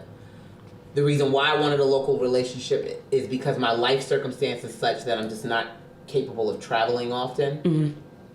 So I wanted to have someone that was here that I could see. But whereas Jesse and I will get an evening here and there, Kevin and Rosalind get days. A weekend, yeah. They get a weekend to spend together. So they're just different experiences. Absolutely. It's the cucumbers and grapes. Exactly. They're different experiences. Yeah. He gets to fly away, go see her, spend a day. Me and Jesse get an evening. We may not see, we haven't seen each other in almost 2 weeks now. So it's longer for them because they're long distance. So actually, we was clowning about it. Me and Kevin was in the bed the other day and we was kind of joking about it because I was kind of complaining to him. And I was like, oh, yeah, it's going to be over a week. Right. And he was just like, girl, please. Because Rosalind lives in Palo Alto, so it's a longer time that they go, but they spend longer periods of time. So he has to deal with me being gone for shorter periods of time. Absolutely. I have to deal with him being gone less frequently, but for longer periods of time. So it's a couple of days. Okay. So I think it's just that same thing of keeping your eyes on your own damn paper. Making sure that you're checking in with each other so that you are fulfilled in your relationship with your partner. Because I am my best self for his other relationships when I feel fulfilled in the one that I have with him. Yeah. So if I feel like I'm getting my needs met, if I feel like he's concerned about the things that I want and care about, he's concerned, our relationship feels like it typically feels, and I'm happy, I am much, much, much more supportive of his relationships outside of my relationship with him when I feel happy in the one that he has with me. Yeah, and I think that might be a point that people miss in polyamory, is that when your partner has a new partner, it doesn't give you room to slack off and say, okay, they're good now. Yeah, exactly. Just kind of chill. No, you have to still maintain all of your relationships. Play your position. There's always effort that needs to go around. Absolutely. Yeah. Right. There's such a temptation to do this whole, oh shit. Go ahead.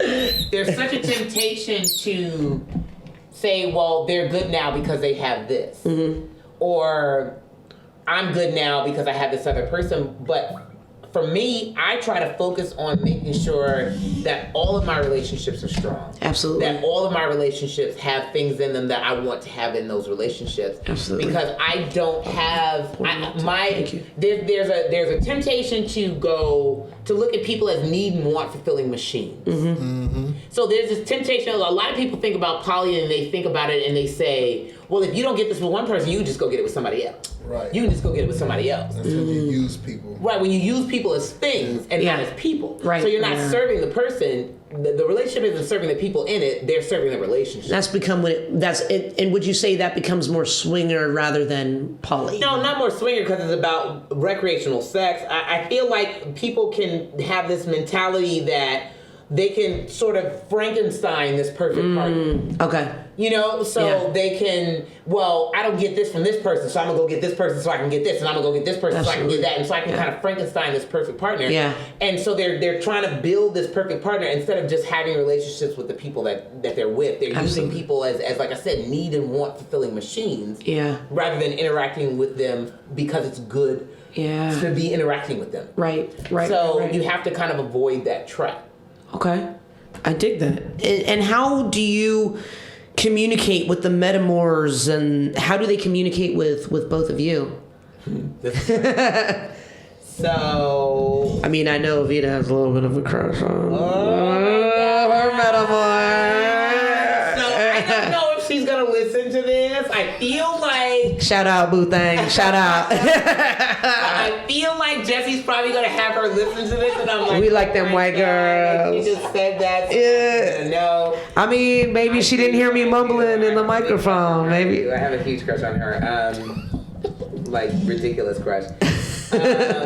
So I communicate with Rosalind pretty regularly, every couple of days, and so I'll check in with her and see how she's doing. She's actually kind of introverted too, so I have to kind of be aware of that. I love that she watches your Facebook videos though and comments, and she's like, I know. I love she's it. like all in there. It's just like Honestly, there's that love. Metaphor. Yeah. So I am of the opinion. So there are a lot of people in different camps when it comes to relationships with metamorphs. Some people feel like they're necessary. You have to have a relationship with your metamorph. Yeah. And some people, and that's called kitchen table poly. So where it's very intertwined, you have a lot of close-knit relationship, not only with your partners, but with your metamorphs, and you all get together and you hang out and all that stuff like that, and you spend a lot of time together. That's called kitchen table poly. Okay. Parallel poly is when you have multiple relationships and they don't intersect. You keep them very separate. Okay. I have a tendency to be somewhere in the middle because that's just kind of how I live life in general. Right. I like to stay in the center. So I like to encourage natural meta relationships. Okay. I don't feel like because I share a partner with you, that means that we need to have a friendship with each other. Right. If we wouldn't be friends for any other reason than that, then why the fuck are we going to be friends? Like, Exactly. That makes sense. Exactly. So I've been in the space of having a metamor that I didn't like, and it's now I'm in the space of having a metamor that I like. Okay. And it's so much. It makes compersion so much easier. Yeah. Because I respect and value her as a person, so I can see why he likes her. Yeah. And where I'm not going, I don't know why the fuck you like that. You know, I don't know why the fuck you like her ass. Like, you know, I'm not having that moment. Like, I'm just like, man, she's dope as fuck. So she's cool. So she and I we dug each other as people before him and her started dating. So we already kind of had that baseline because we were in a group together. So we would see each other's posts and stuff like that. And we would really, a lot of what the other person said would resonate with me. And a lot of what she said resonated with me. And a lot of what I said resonated with her. So we respected and admired each other as people before him and her started dating. Yeah. So then when they got together, it was very easy for us to formulate this relationship that's comfortable for us. So we chit-chat. I'll pop in every so often, send her a message, see how she's doing, that kind of thing. Same thing with Jesse's wife. I do the same thing. I pop in every so often, send her a text message, see how she does. She's very introverted too. So I think that she's still figuring out how she feels about me. And shout out Rosalind. Yeah, and so that shout out and well, I don't know her name. Jesse's wife, Metamor. Jesse's. How can I find a woman like that? Yes, I love it. I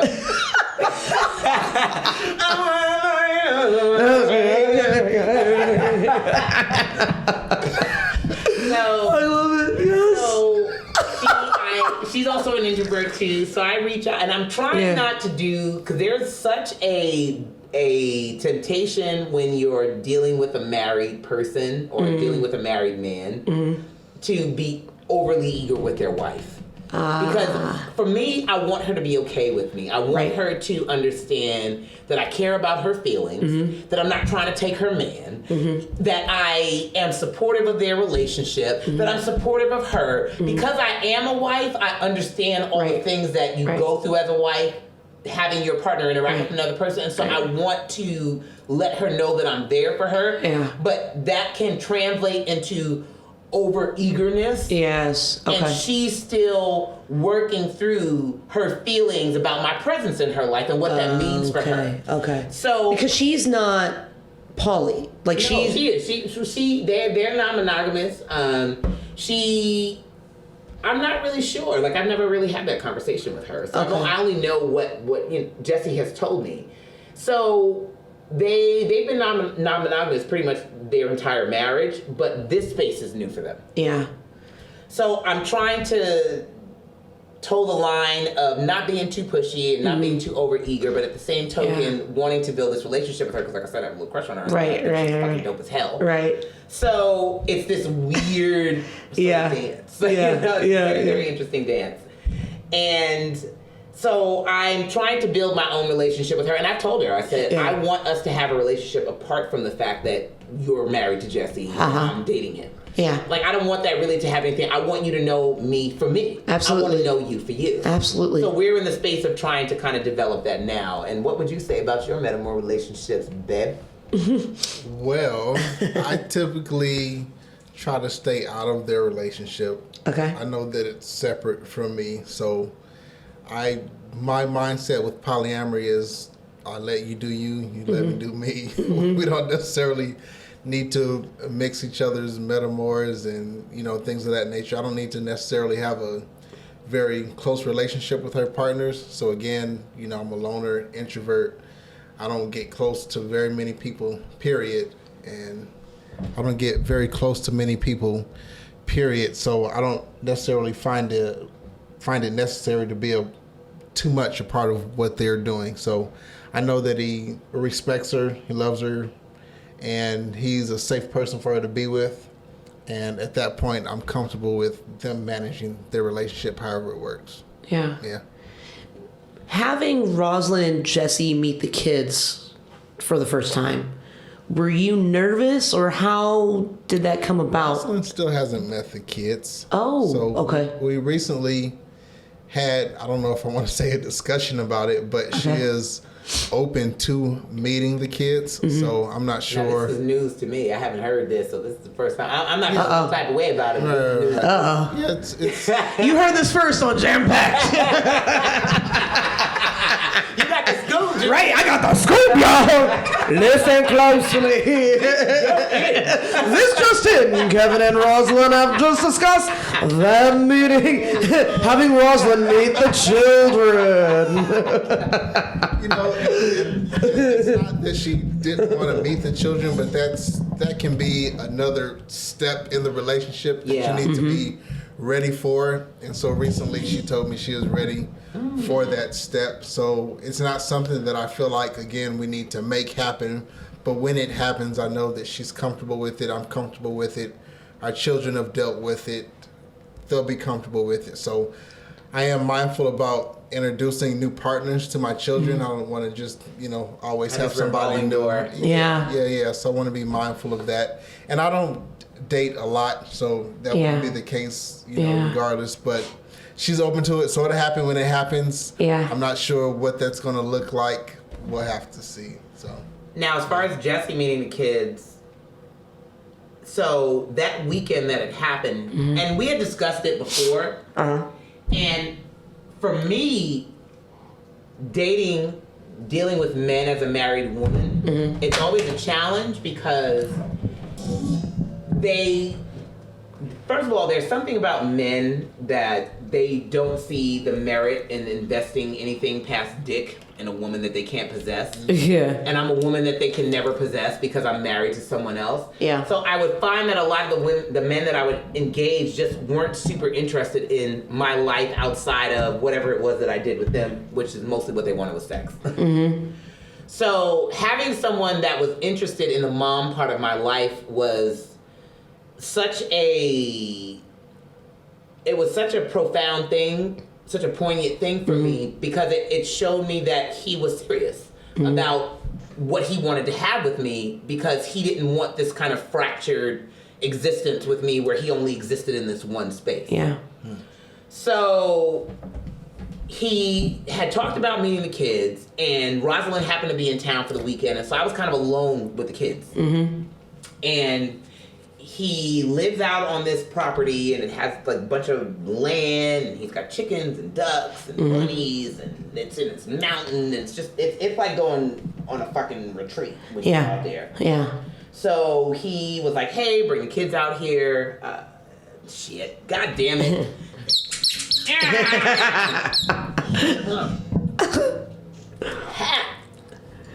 So we devised this plan. We're gonna have the kids come out. We're gonna spend the whole day. I was really excited, because he was so excited about it. Oh my God, he was so sweet. So he didn't collect chicken eggs for a week. So the kids had chicken eggs to collect when they got there. And then he had made each of them their own individual gift bag. And he put some in it. He put so much planning into the outing. Yeah. he asked me what their sizes were and what they were into, and you know, it was so sweet. Yeah. It warmed my heart so much.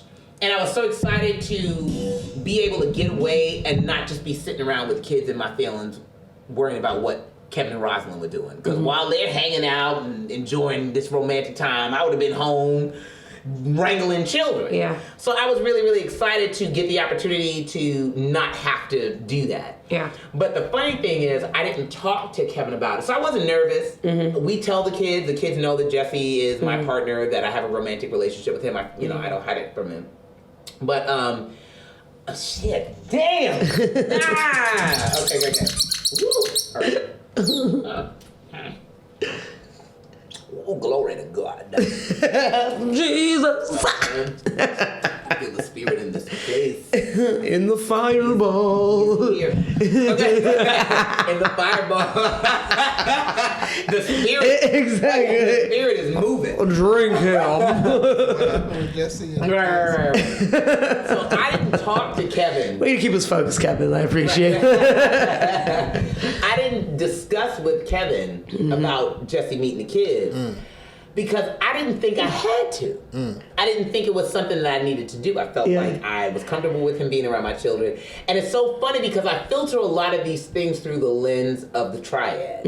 So I'm like, until I'm moving that motherfucker up in the house and he raising these kids like he their father, I don't want to hear it. Yeah. So I just didn't feel the necessity to have to discuss that with him. I didn't feel like I needed to have this conversation. I thought that I could just come to him and say, hey, I'm taking the kids over to meet Jesse on Sunday. That's the end of it. But he ended up kind of feeling a little type of way about me not talking to you about it, and about him meeting them. What was that? So I think maybe just not being a part of the initial discussion. Our relationship is pretty open. We bring anything to the table. Anything is up for discussion. Bring it to the table. So, I felt like, yes, they are your kids, but they're mine as well. Yeah. So I should be a part of that discussion. Yeah. And then, now looking back in hindsight, I can see that. Right. Yeah, absolutely. Then absolutely. I think there is also, a little pride, what if my kids like this guy better? Or, there's that type of thing. And they were going shooting as well. He had a rifle, it was a .22. And that's something that I wanted to introduce the kids to. And so there's an experience that I was expecting to have with my children that now I'm not having. And so those types of things, having a deep and strong relationship with my children, it's very important to me. So missing out on those opportunities hurt. Being in a situation where I feel like that may in some way be threatened is a little bit scary. But at the same time, I understand that I do have a good relationship with my children. They love me. Yeah. They're not gonna, She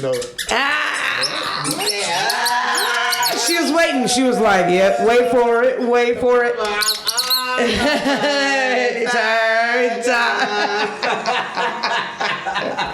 Yes. Anyway. Yes. Anyway. Kids are not gonna forget about me, and And Jesse was really sweet. He sent him a text beforehand and said, hey, I want to do this with the kids, but only if you're okay with it because I recognize that you may want to have this experience with him. He was super, super concerned about his feelings. Yeah. He was. Yeah. So, yeah. The kids met him and they had a really good time. It went well. Yeah. They liked him. Yeah. So he was really excited, and it was so sweet. Like that part was so sweet for me. He was so excited to meet them. He was so excited to meet them, and it was so sweet. It was super sweet. Before we wrap up, the love languages. I know you've kind of discussed that a little bit. They are critical in feeling connected and beings. I'll take a shot. He was like, why isn't she taking a shot? That connect beings and making sure that they're feeling supported in their relationship. And you recently felt and realized that your love language is different according to your relationships. Yeah, it is. Is that the same for you, Kevin? And how has knowing that strengthened your relationships? How has it strengthened? While I take this shot.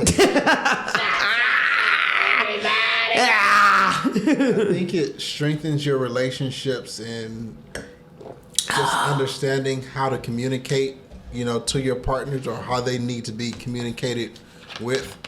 That love language does look different with different partners, and that's something that I learned, during the triad, and then I had another relationship after that.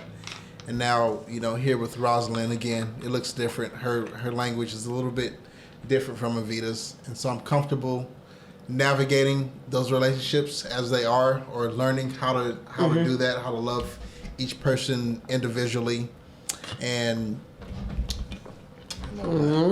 and so it really just helps knowing what your partner needs, so you can be proactive about getting that to them, so they're not desperately hoping that you give them what they need, but you already understand it and you give it to them ahead of time. Yeah. For me, firstly, you have to understand that how you transmit love and how you receive love can sometimes be different. Absolutely. So what you put down and what you pick up can be different.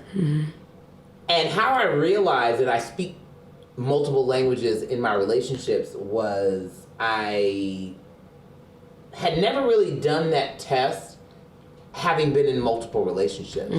So I'd done the 5 love languages test before, because it comes on Facebook. Whatever. Yeah.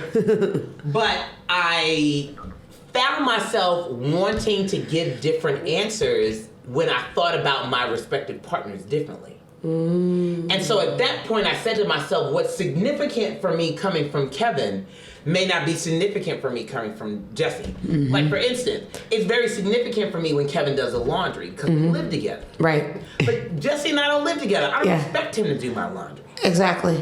So it made me realize that I speak Swahili in my relationship with Kevin, where I speak Arabic in my relationship with Jesse, because different things are poignant to me depending on who they're coming from. And so at that moment, I had to go, each relationship is different, and so I need to recognize what each relationship needs, or what I interpret as love in each relationship, in order to make sure that I'm feeling that love and I'm transmitting that love. Yeah. Because what Kevin needs from me to feel loved is not going to be the same as what Jesse needs from me to feel Absolutely. loved. So you can't have this one size fits all. God, if you say to yourself, well, my love language is words of affirmation, and that's standard across the board, which my love language for the most part is words of affirmation. That's like probably one of my highest ones, and that's pretty standard across the board. Right.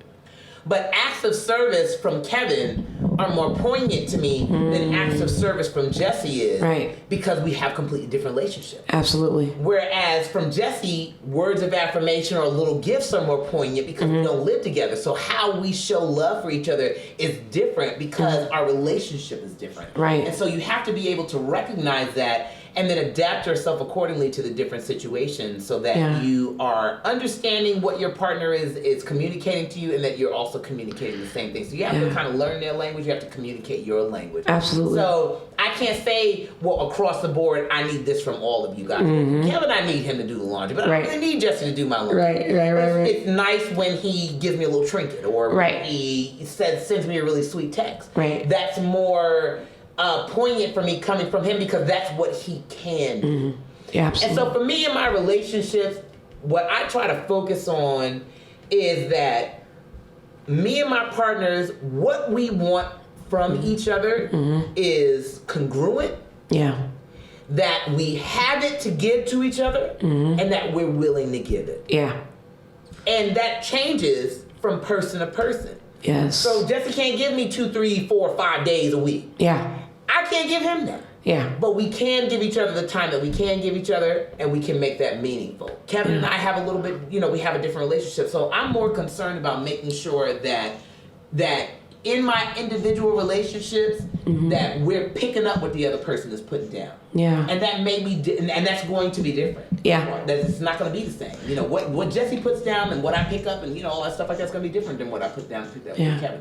That's just the way it is. Absolutely. And so I think you have to, like I said in the beginning, you have to not be so concerned with the relationships looking exactly the same. They're going to look different, and that is okay. Absolutely. What do you think some of the biggest misconceptions are of poly life? Ooh, God. Jesus. Yeah. That it's cheating. Shit. God damn it. Yeah, you slacking on your Yes. brah. Good job. Okay, you had one job. Kevin's been. You had one job.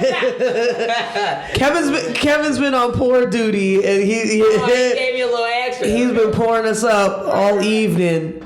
Oh shit. Okay, I see you with that heavy hand, Kevin. I see you. Came up. You know, for me, with men, Mask off. Mask off. Mask off. Never take a bitch.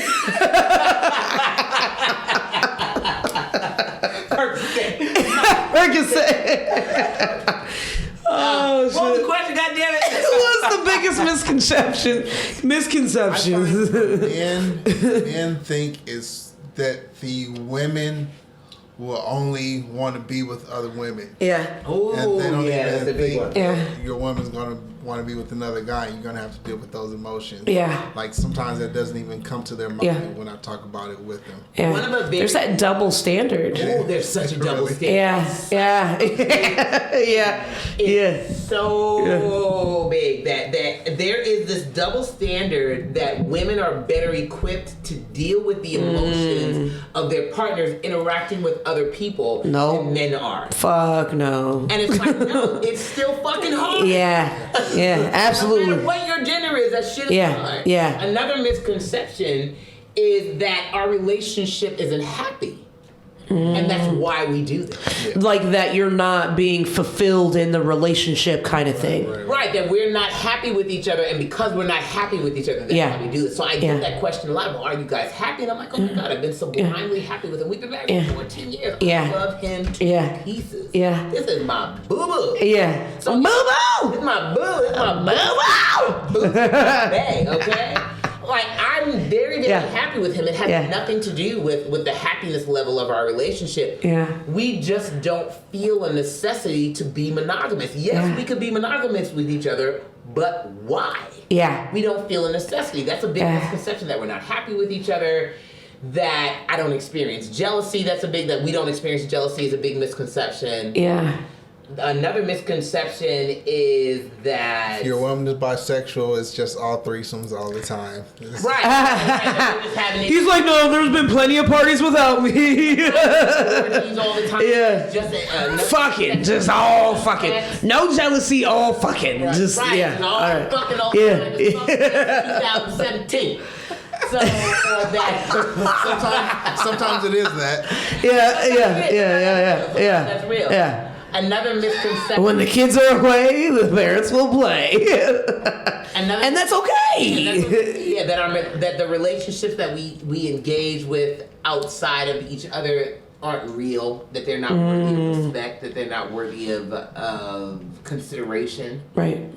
That we are greedy. That's a bisexual misconception that Well, yeah, I feel like that's always been like a bisexual misconception when it's just really you genuinely love both. And Both. like being balanced by both. Yeah, And yeah. not every bisexual person is polyamorous or non-monogamous. Absolutely. They're capable of being in monogamous relationships. I just don't happen to be one of them. Absolutely. But it has nothing to do with my bisexuality. I feel like if I was a straight woman, I would still be this way. Absolutely. And there are plenty of straight women that are polyamorous and have multiple straight relationships. Yeah. But they make it about bisexuality. Yeah. Bisexual people that are like that, it's like, absolutely. Now, Kevin's totally straight. He's still polyamorous. Yeah, It has nothing to do with bisexuality. Yeah. So or that we don't experience jealousy, that... And what about black folks being poly? Like, is there... So Is there- the public face of poly is white and affluent. Yeah. So there aren't a lot of black poly voices that we're trying to change, that we're trying Right. to make these poly spaces a lot more intersectional, Yeah. a lot more diverse. That's awesome. That was one of the reasons why I chose to do the documentary, because I wanted to give a voice to black polyamory, that yes, we are out here, we are living this way. Absolutely. We exist. Yeah. And this is for us too. Yes. And so much of what happens in life, that kind of Maslow's hierarchy thing. Yeah. And this is for us too. We are here. Yes. We are living this way. This isn't just for white people. We're here. We're living this way. And I wanted to showcase that. I wanted to showcase that this is for everybody. Yeah. It doesn't matter what sexuality you are. It doesn't matter what religion you are. It doesn't matter what socioeconomic class you belong to. Yeah. This is for everyone. Yes. This is who you are. This is who you Also are. say for minorities in general, do be prepared to feel just another area where you may feel marginalized. Yeah. So that feeling is going to pop up, and you should be prepared for that mentally. Yeah, a lot of prominent poly spaces are very white. Oh, okay. Very, very, very white. So Okay. even here in San Diego, the polyamorous community here is very, very, very white. I've literally had this moment where I said to myself, I cannot go to another poly event and be the only black person there. Absolutely. Yeah, seriously. Absolutely. Now, before we officially get out of here, Yes. I would like you to leave us with some words of wisdom. Evita, you start first. Do you have any? The game is over, by the way. We are out of session of so let's cheers. Let's cheers to that. Actually, yeah. Let's cheers to that. Yeah. Oh, Kevin. I'm gonna be no punk ass. You're gonna be no Mitch. Cheers. Cheers. Cheers. Salud. Salud. Chin. L'chaim. Yes. To that. Yes, L'chaim. Leave us with some words of wisdom. We'll start with you first, Evita. So my words of wisdom are: it's not for the faint of heart. Mm-hmm. Do your research. Do the work. It does get easier as you traverse along this journey. Mm-hmm. I will say that get into poly. Actually, my words of wisdom: do poly because it's what you want to do, because it's how you want to live. I feel like that's me and Kevin's saving grace. Like I told you, we didn't have that discussion with each other. So neither one of us is pulling the other person along to do this. We both want to live this way. And so in the moments when it's really, really hard and it's really, really challenging, what holds us together is the fact that we both are consciously making a choice to live this way.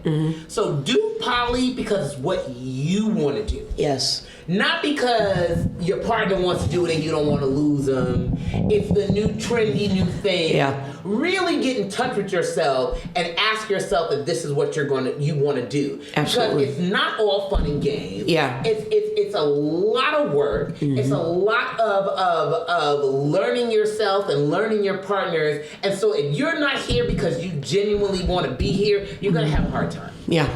And so get in touch with what you actually want and then communicate that to your partners. But be here because you want to be here. I am here in polyamory because this is how I want to live. I feel like even if I was with a completely different person, this is still how I would want to live because this is who I am. Absolutely. It has nothing to do with it. Absolutely. And so I feel like when you arrive to polyamory because that's where you want to be for you. That way it doesn't matter what your partner does. Yes. You're here because you want to be here. Absolutely. Kevin? Words of wisdom. He's speaking to the mic. Say work on not necessarily being good at polyamory, but maybe just becoming a better person, a more well-rounded person. There's a lot of pop psychology out there that may be like putting band-aids on, a wound that requires more serious attention. And if you focus on those things, you find yourself in the same situations over and over, where I believe is if you concentrate on becoming a better person, a more well-rounded person, a better communicator, those are kind of baseline areas where if you improve, it's going to make your experience in polyamory a lot better. So, just improve on yourself as a person, prepare to do the work emotionally, and, eventually things will even out and your experience will become a little smoother. Yeah, it's a wonderful way to live, but it's a way that you have to live. You got to do it for you. It's a wonderful. I love that we're here. I love that we're here, but I love that we're here for me. Yeah. Not for somebody else. Yes. Yeah. Yes, absolutely. And Brooke, yes, you're giving words of wisdom, Brooke. Brooke, Brooke, what are your words of wisdom for the people? Oh, goodness. All right. We got the swinging mic today. Well, no, I'm not on camera. They can't see me. I don't know how to do it. Here, you do it. Sorry, everybody. Technical difficulties. Wait a minute. Catching me all off guard. Words of wisdom. You know, I think. Why are you laughing? I think because man, you know, you guys are incredible story, by the way. I learned a lot, and I think what I get out of this is just be yourself. Yeah. Don't worry about, you know, I think people get so caught up in labels, and I just heard about 1,000 new labels today, and it's like, you know what? Whatever makes you happy, go with it. And don't worry about other people because they're going through their own thing too. So just live your life as happy as you possibly can. Right. We're all going through life trying to make ourselves comfortable Right. and happy. I'm sorry. I'm looking crazy right now. It's all good. All right. You did a great job. Thank you. Thank you, Brooke. And my words of wisdom is actually, I'm going to be a biter, and I'm actually stealing the mantras that you can find on Evita's Facebook video. And I find them to be very beautiful, and that anybody can apply them to life, love, relationships, whatever it is. I feel like you can use these mantras. And there's one that is, there is no danger.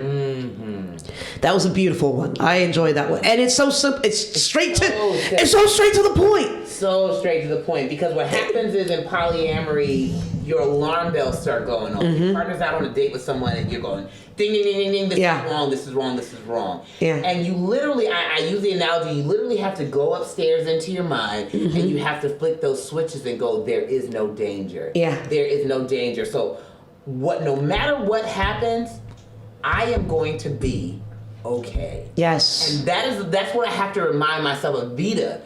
There is no danger. Yeah.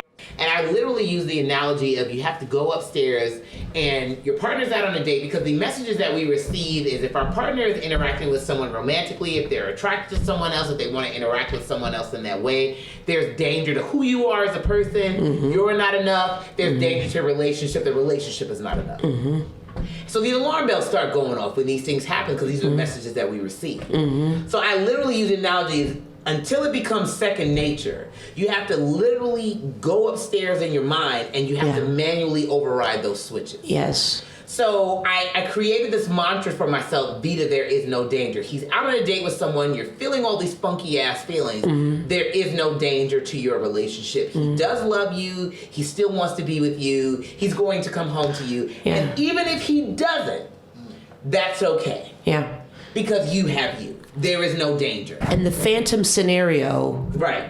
that's all in your mind. I know. Like Another that's one that I developed for myself, and I actually read this book by Byron Katie called "Loving What Is," and that's when I came up with this book for myself. okay. Excellent book, life changing. And don't waste present moment energy on a phantom future scenario. So I deal with anxiety personally. I'm one of those people that like to be a step ahead, and so I'm constantly thinking. My mind is always going. And so I had to learn, and I would use a lot of energy for situations that never came to pass, that never existed. Even if you are able to predict an outcome with 98% accuracy, because you have to allow a margin for human error. You still have 2% that you're off. So the scenario that you predicted never existed. Because what actually happened in reality was 2% different from what it is that you actually predicted. But a lot of times we use so much present moment energy for a phantom future scenario that's never going to exist. And so I had to learn to go, why am I going to use my present moment energy for something that's never going to exist? Let me apply that energy to what's actually happening right now, because I can only deal with the now anyways. That future will never be there. Because once I actually arrive at that space, it's going to be completely different from what it is that I actually, even if I was super close, it's still not going to be the same scenario. It's a better use of my energy and time if I deal with what's happening right now, because that's the only moment that we all have anyway. Absolutely. thank you so much for allowing us in your home and for taking the time to speak to us. And This was wonderful. I have so many more questions, but I know we're running tight on time. So part two part two on the run. We coming back. Part two, we coming back. Part two, we definitely coming back. That perfect love story anyway. Yes. I love it. How can folks check y'all out? How can they keep in touch with Kevin's like, why? Kevin's like, please don't keep in touch with me. Like a black Mark Swanson. Yeah, exactly. He's like, talk to my wifey. I ain't dealing with y'all. Myself personally, Facebook contact with me. My Facebook page is Evita La Vida Loca Sawyers. I've been toying around with the idea of creating a YouTube page for my polyamorous videos, just because I feel like it would be more accessible that way. I haven't done it yet. So on Facebook, I'm Evita La Vida Loca Sawyers. On Instagram, I'm La Vida Loca 34. Those are the best ways to kind of keep in contact with me, and I share a lot about my journeys on those platforms. And that's probably pretty much where you would contact me. Yeah. And also maybe contact Kevin if you really were present. Really want to know me? Send me a message on social media. Very much. Send Kevin a message. Social. I'm definitely. You gotta find him on Facebook. Public face. Yes. Of this. Yes, definitely. Yeah, Definitely. Definitely me. Definitely. And if you want to check out Brooke, go slide in her DMs. She's waiting for you. Check her out on. Yeah, it goes down in her DMs. I can only imagine what her DMs look like. But go ahead and slip and slide in them DMs at Way Up Brooke on Instagram, and check out Jampacked on Instagram, Twitter, YouTube. We Jampacked Show. So go to Instagram, Twitter at Jampacked Show, and on YouTube it is Jampacked Show. So youtube.com/Jampacked Show, where you can find all of the fun shenanigans and watching us take Fireball to the face. And low key. And this is a handle of Fireball. This is not just some bullshit Fireball bottle On a Sunday night. on a Sunday evening. So go ahead and check us out. Also, if you have questions, concerns, discrepancies, trolling, if you would like to be booked, if you have a fascinating, exciting, amazing story, because we do believe in sharing the amazing people that walk this earth, go ahead and email us at jam@jampackedshow.com. Go ahead and check out the website if it's up. Go ahead and go to jampackedshow.com. Thank you for joining us on Jampacked. Thank you. This was wonderful. Yes. Polylife. And also, don't forget to check them out on Amazon Prime. Polylove is called Polylove. Yes. If you have Amazon Prime, it's free. If you don't, I think it's $1.99 or $2.99 to rent it. She did an incredible job. A film school thesis. What? Her film school thesis. Yeah, She yeah. did such a good job. She really did. She did an incredible job. Watch it. They were just like, Yeah. oh my God, it was so Yeah. good. It was a really, really good. Shout out Michelle Flores for doing an amazing job. A great job. Shout out to this Yours. beautiful couple right here to the right of me. Y'all are incredible. I love it. I'm learning so much about life, love, relationships. Thank you so much to Brooke for still sticking with me through this dog and pony show. She did the drive with me down to San Diego to Chula Vista. And that is what we do. Jam-packed. Get into it every Wednesday. We release it on iTunes, Stitcher, SoundCloud, Facebook. Follow us. Jam-packed Show. Jam-packed. We will see you on the next Jam-packed. Hey! Thank you. What's the word? What's the word? What's the word? What's the word on the streets? What's the word? What's the word? What's the word on the streets? What's the word? What's the word? They say it. What's the word? What's the word on the street?